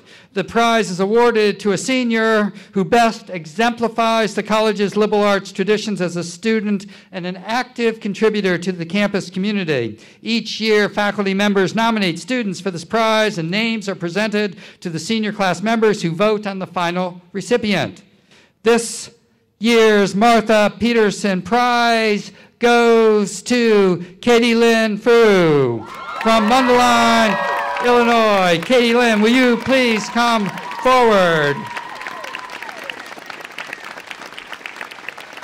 With a major in psychology and minor in health and society, Katie Lynn graduates summa cum laude today. She was inducted into Phi Beta Kappa Honor Society earlier this month, and she was recognized at Honors Day for the Walter Van Dyke Bingham Fellowship in Psychology and the Claudette Cummings Prize in Community Health. Katie Lynn's academic achievements are remarkable, but they only tell part of the story. Professor Suzanne Cox describes Katie Lynn as, quote, quintessential Beloit.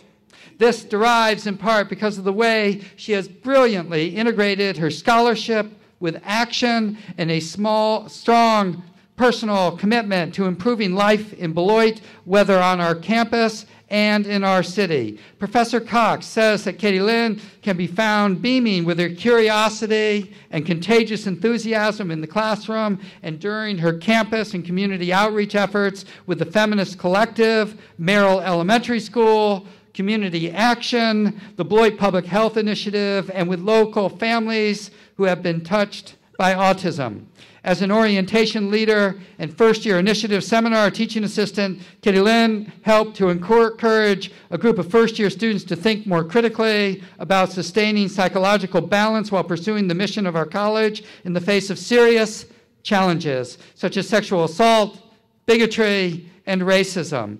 After graduation, Katie Lynn plans to seek graduate training, most likely in psychology, and to continue to advocate for health and justice. Her ultimate aim is to work on behalf of children with disabilities. Please join me in congratulating Katie Lynn Fu on receiving the 2018 Martha Peterson Prize.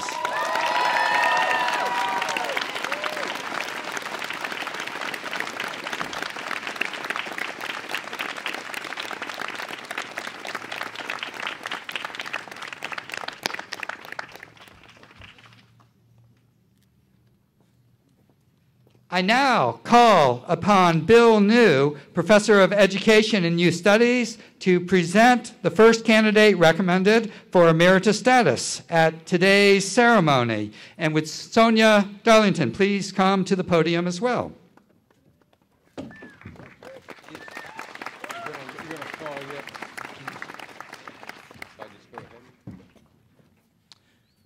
For more than 25 years at Beloit College, Sonia Darlington has served as a model of the kind of transformative intellectual to which, according to philosopher of education Henry Giroux, teachers in a liberal democracy ought to aspire.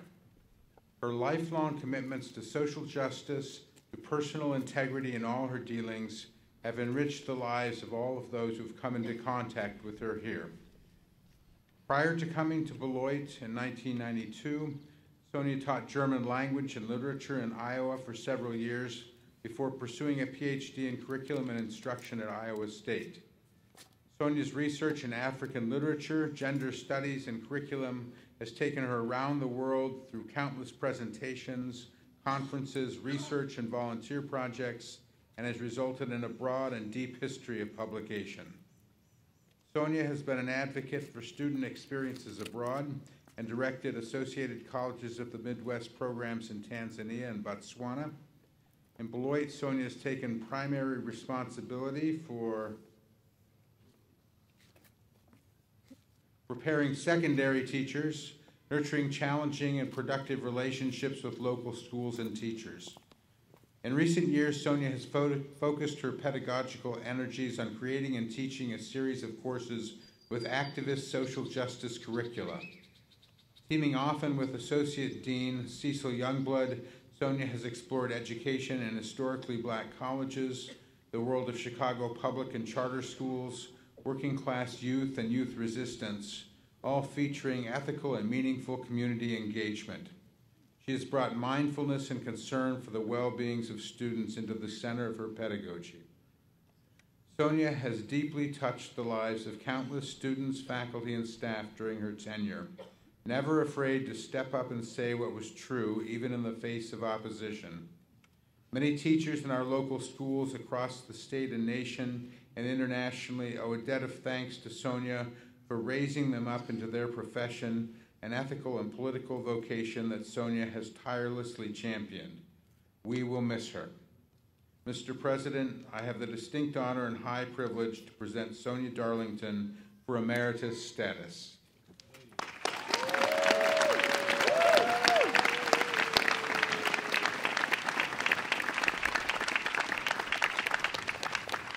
In honor of her 26 years of service and a symbol of our deep appreciation and abiding respect, we welcome Sonia Darlington into the honored ranks of Beloit College Faculty Emeriti. Congratulations, Sonia.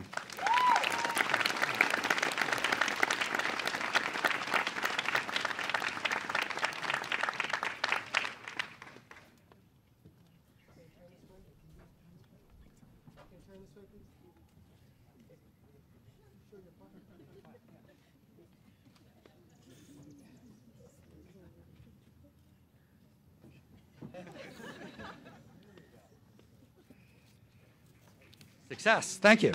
I now call upon John Rapp, Professor of Political Science, to present the second candidate recommended for emeritus status at today's ceremony. And would Professor Georgia Durst-Lottie please come forward as well?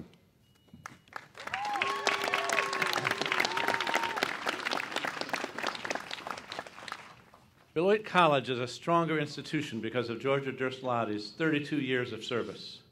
Her contributions have helped make Beloit a more equitable and effective place for students, faculty, and staff to learn and to thrive.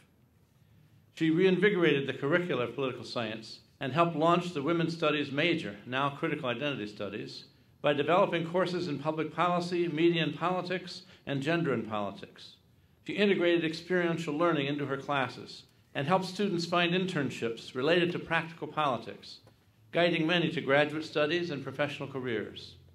Her scholarship was foundational to the field of gender and political representation, including 2 books on gender, leadership, and welfare policy. She is past president of the American Political Science Association's Women's Caucus.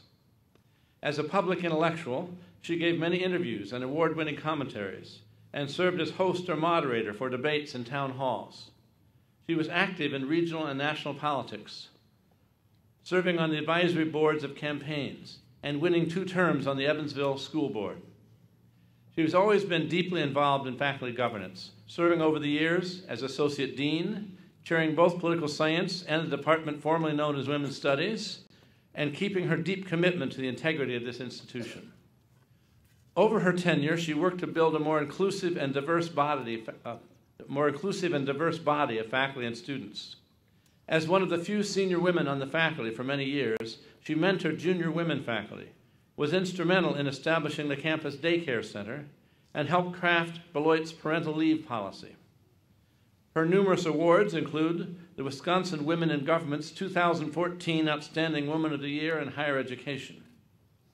She contributed to Beloit's international emphasis by participating in seminars and engagements in many countries, including as a Fulbright Senior Specialist in U.S. Women in Politics, and director of the Associated Colleges of the Midwest program in Botswana, where she now runs a fair trade business. Mr. President, I have the distinct honor and high privilege to present Georgia Durst-Lottie for emeritus status.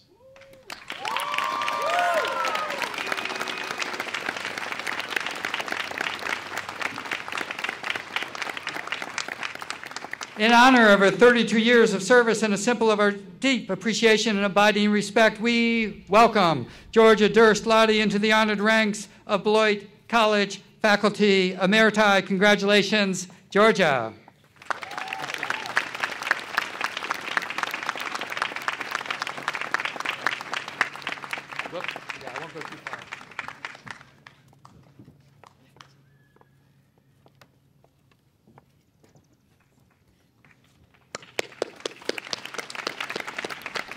I now call upon Sue Swanson, Professor and Weeks Chair in Physical and Human Geology, to present the third candidate recommended for emeritus status at today's ceremony. Carl Mendelson, will you also come up to the podium?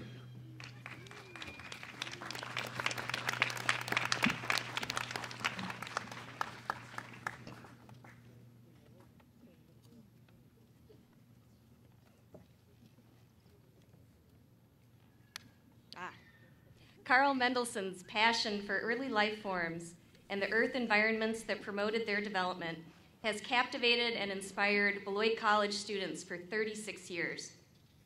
As a paleontologist with expertise in microfossils, Carl has written and edited scholarly volumes and constructed databases that explain the diversity and geographic distribution of microbes in the Proterozoic biosphere over 500 million years ago. Since 1981, his teaching has blended academic rigor and humor with individual attention to student interests. Carl has created learning environments that stimulate curiosity in organisms such as prasinophytes and foraminifera, and that promote an understanding of how such organisms have contributed to a planet that is hospitable to human populations.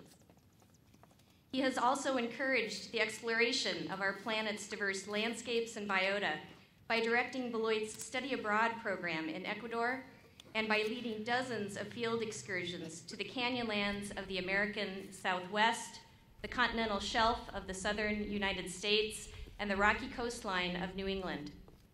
Carl has been a leader among faculty members, serving multiple terms as chair of our Faculty Status and Performance Committee. He also models lifelong learning.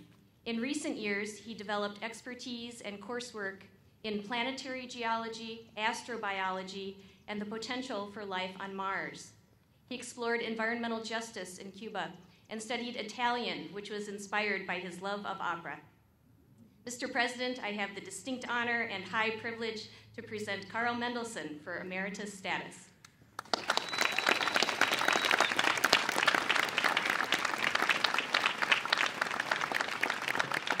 In honor of his 37 years of service and a symbol of our deep appreciation and abiding respect, we welcome Carl Mendelssohn into the honored ranks of Beloit College Faculty Emeriti. Congratulations, Carl.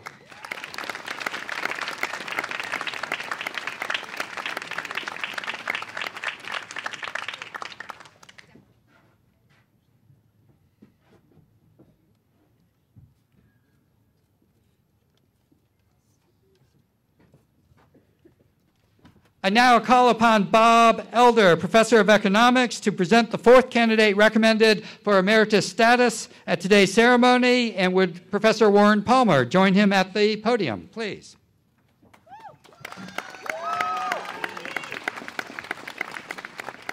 Since he joined the Beloit College Economics Department faculty 26 years ago, Warren Palmer has been an exemplar of excellence in the classroom and a model of academic citizenship.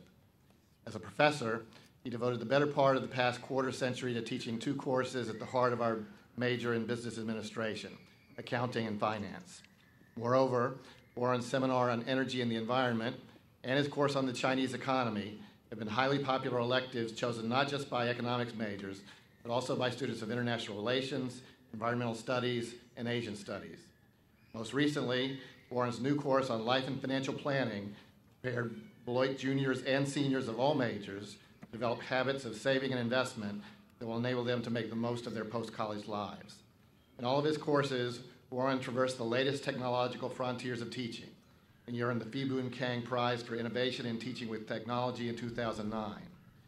During the past decade, Beloit College honored Warren by naming him as holder of two endowed chairs, first as the Coleman Professor of Entrepreneurship, and then as the Niece Professor, who teaches the Economics Department's senior seminar and organizes the Upton Forum.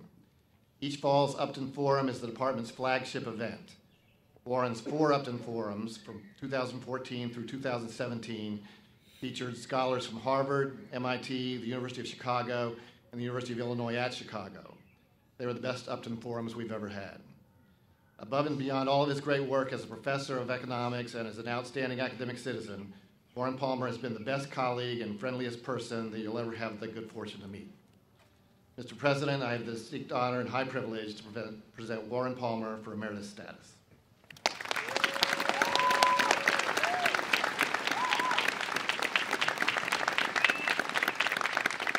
In honor of his 26 years of service and a symbol of our deep appreciation and abiding respect, we welcome Warren Palmer into the honored ranks of Beloit College Faculty Emeriti. Congratulations, Warren.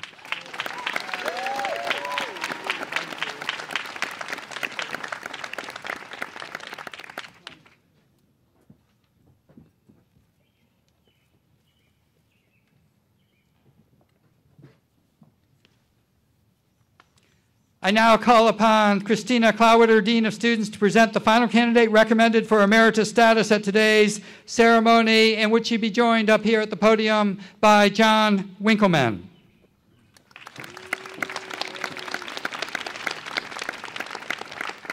For nearly 35 years, John Winkleman has been the face of the college's student life and residential programs, and the glue holding these crucial elements of the college together. First in his role as Assistant Dean, and most recently as Associate Dean of Students and Director of Residential Life, he has overseen residential housing on campus, student involvement programs, food service, health and wellness services, summer conferences, spiritual life, and the Sea House. His commitment and leadership have helped us build a residential community that is safe, comfortable, personal, supportive, and focused on the most important thing, our students. John has helped students and colleagues navigate through more campus controversies and crises than anyone can count, and he's been a longtime leader of our proactive emergency preparedness program. He's had the unenviable job of holding students accountable for the choices they make as they explore their independence. He's hired, trained, supervised, counseled, and developed thousands of RAs and more than 50 different professional staff, worked closely with our Greek organizations, and assisted parents as their children make the transition to adulthood. John has been involved in every residential space and food service facility renovation on our campus since he arrived in 1983. He has proven to be a trustworthy steward of resources, ensuring that they stretch further than anyone thought possible. Of all John's contributions, the most important one has been his relentless commitment to putting students first. John is an educator through and through. He finds educational moments even in the toughest situations. One of his favorite questions is, what can we learn from this? John is fair, kind, steady, honest. He has a big heart. We are grateful for his service. Mr. President, I have the distinct honor and high privilege to present John Winkleman for emeritus status.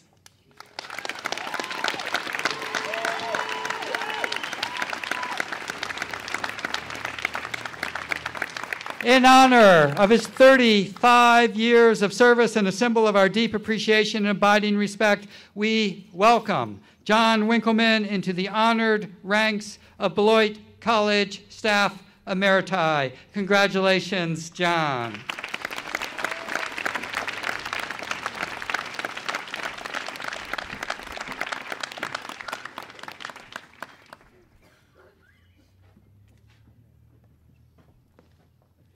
I'm now pleased to introduce Leslie Knapp, class of 1983, president of the Beloit College Alumni Association Board of Directors.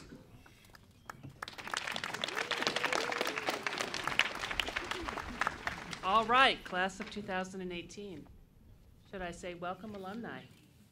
So it was 35 years ago that I sat where you're sitting, and I decided on that day that I would be an active alum.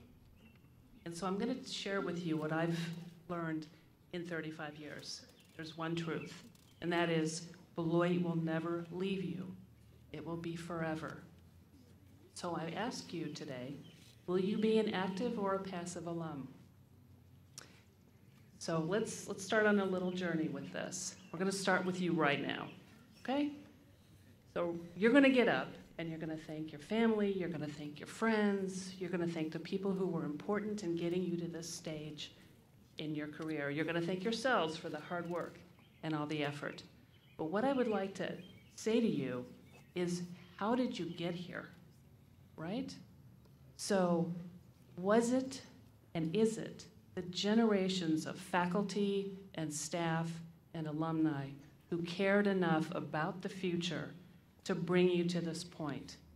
Because, as our esteemed commencement speaker said, Beloit will be here as though it's a given. But it's important for us as alumni to remember to give for the future, to give for the classes that will come past you. So I'm going to now move to the future, all right? So from here on out, people are going to say to you, where did you go to school? And you're going to say, oh, I attended Beloit. I graduated from Beloit. But Beloit is so much more than that. Beloit is not past tense. Beloit is you. It defines you, it affiliates you, it contextualizes you. It is your community. It becomes part of your definition. So what type of alum will you be? So I welcome you to this next stage of your journey. But be mindful that while you're going to talk about Beloit in the past tense, when they ask you, where did you go to school? Keep your mind in the presence. Keep it in the present for future classes. So keep in touch. Update your contact information. Maintain contact with the people who have made a difference for you.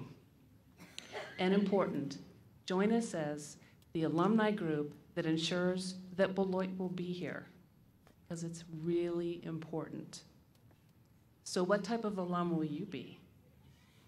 Choose active. Be more. Be remarkable. On behalf of the Beloit alumni community, we welcome you. Congratulations, class of 2018. Woo!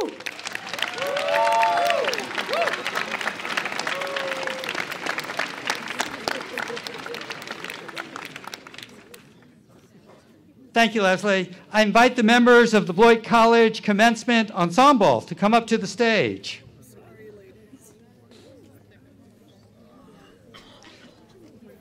So while they make their way to the stage, many of us had the opportunity to enjoy yesterday's baccalaureate. I think we should thank all of the performers and speakers at that baccalaureate in this intercession.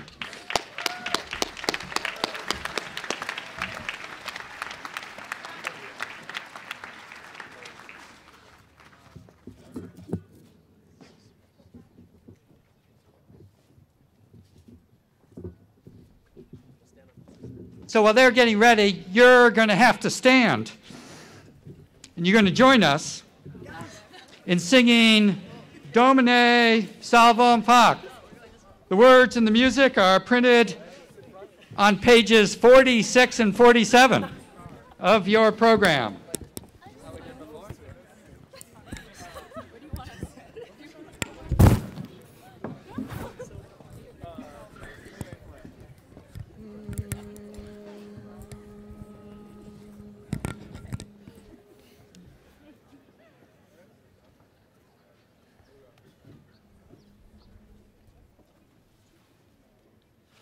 Domine salvum fac,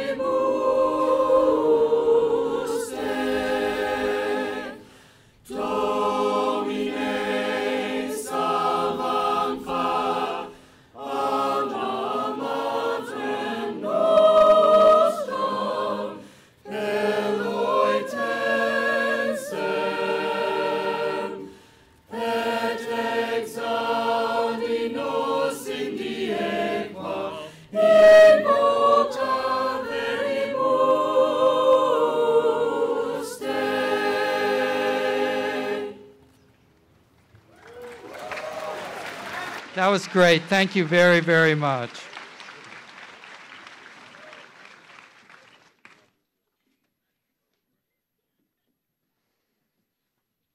So you can sit for a little bit. So it occurred to me that in the transition to having our graduates go first, we missed the opportunity for you to throw your hats into the air. So with the class of 2018, please stand and let's celebrate them one more time. And chuck your hats into the air.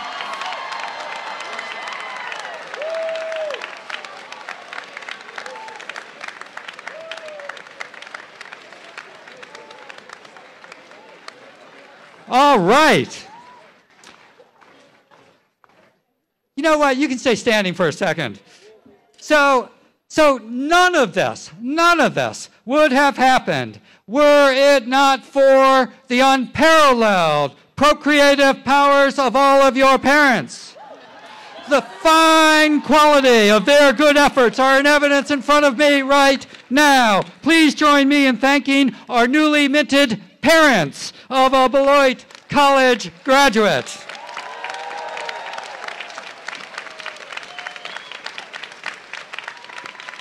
Turtles all the way down, but you are here, class of 2018, also as beneficiaries of generations of past students, parents, and friends of this college. The resources the college employs to help make this education possible are a direct result of thousands of generous supporters who believe that access to a school like this matters. Without them, there would not be a graduating class of 2018 that looks or feels anything like you, and that would be a crime. Please join me in thanking all the many people who have supported your access to this college so generously.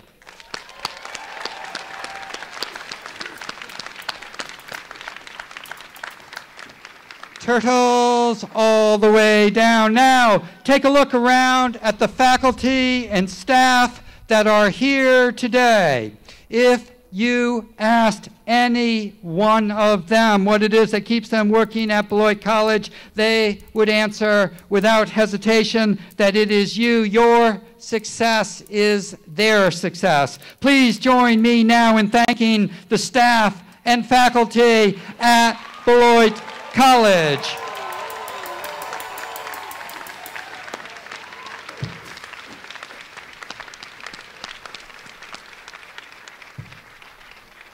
Okay, you can sit for a second. It won't be long.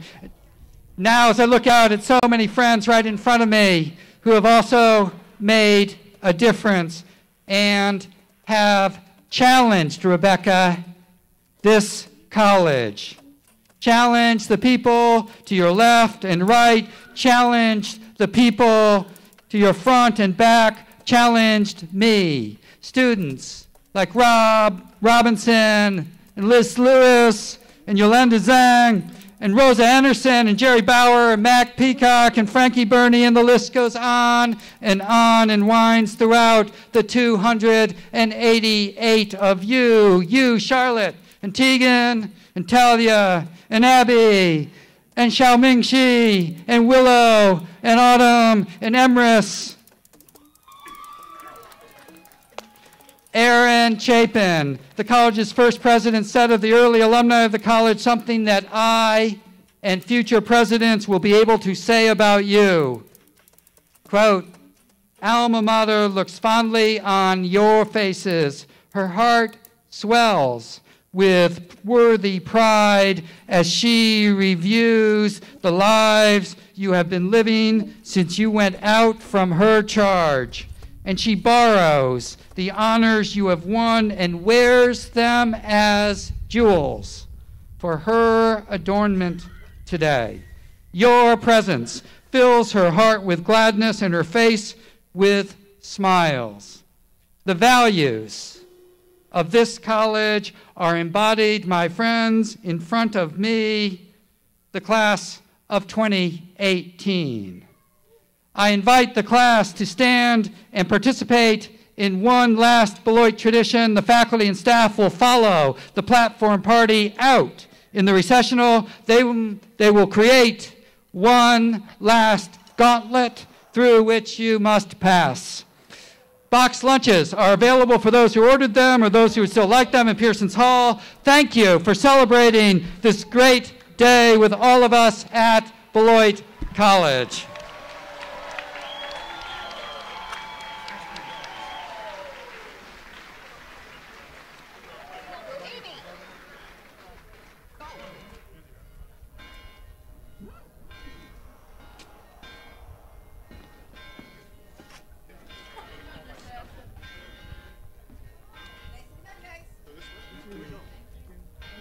Let's go.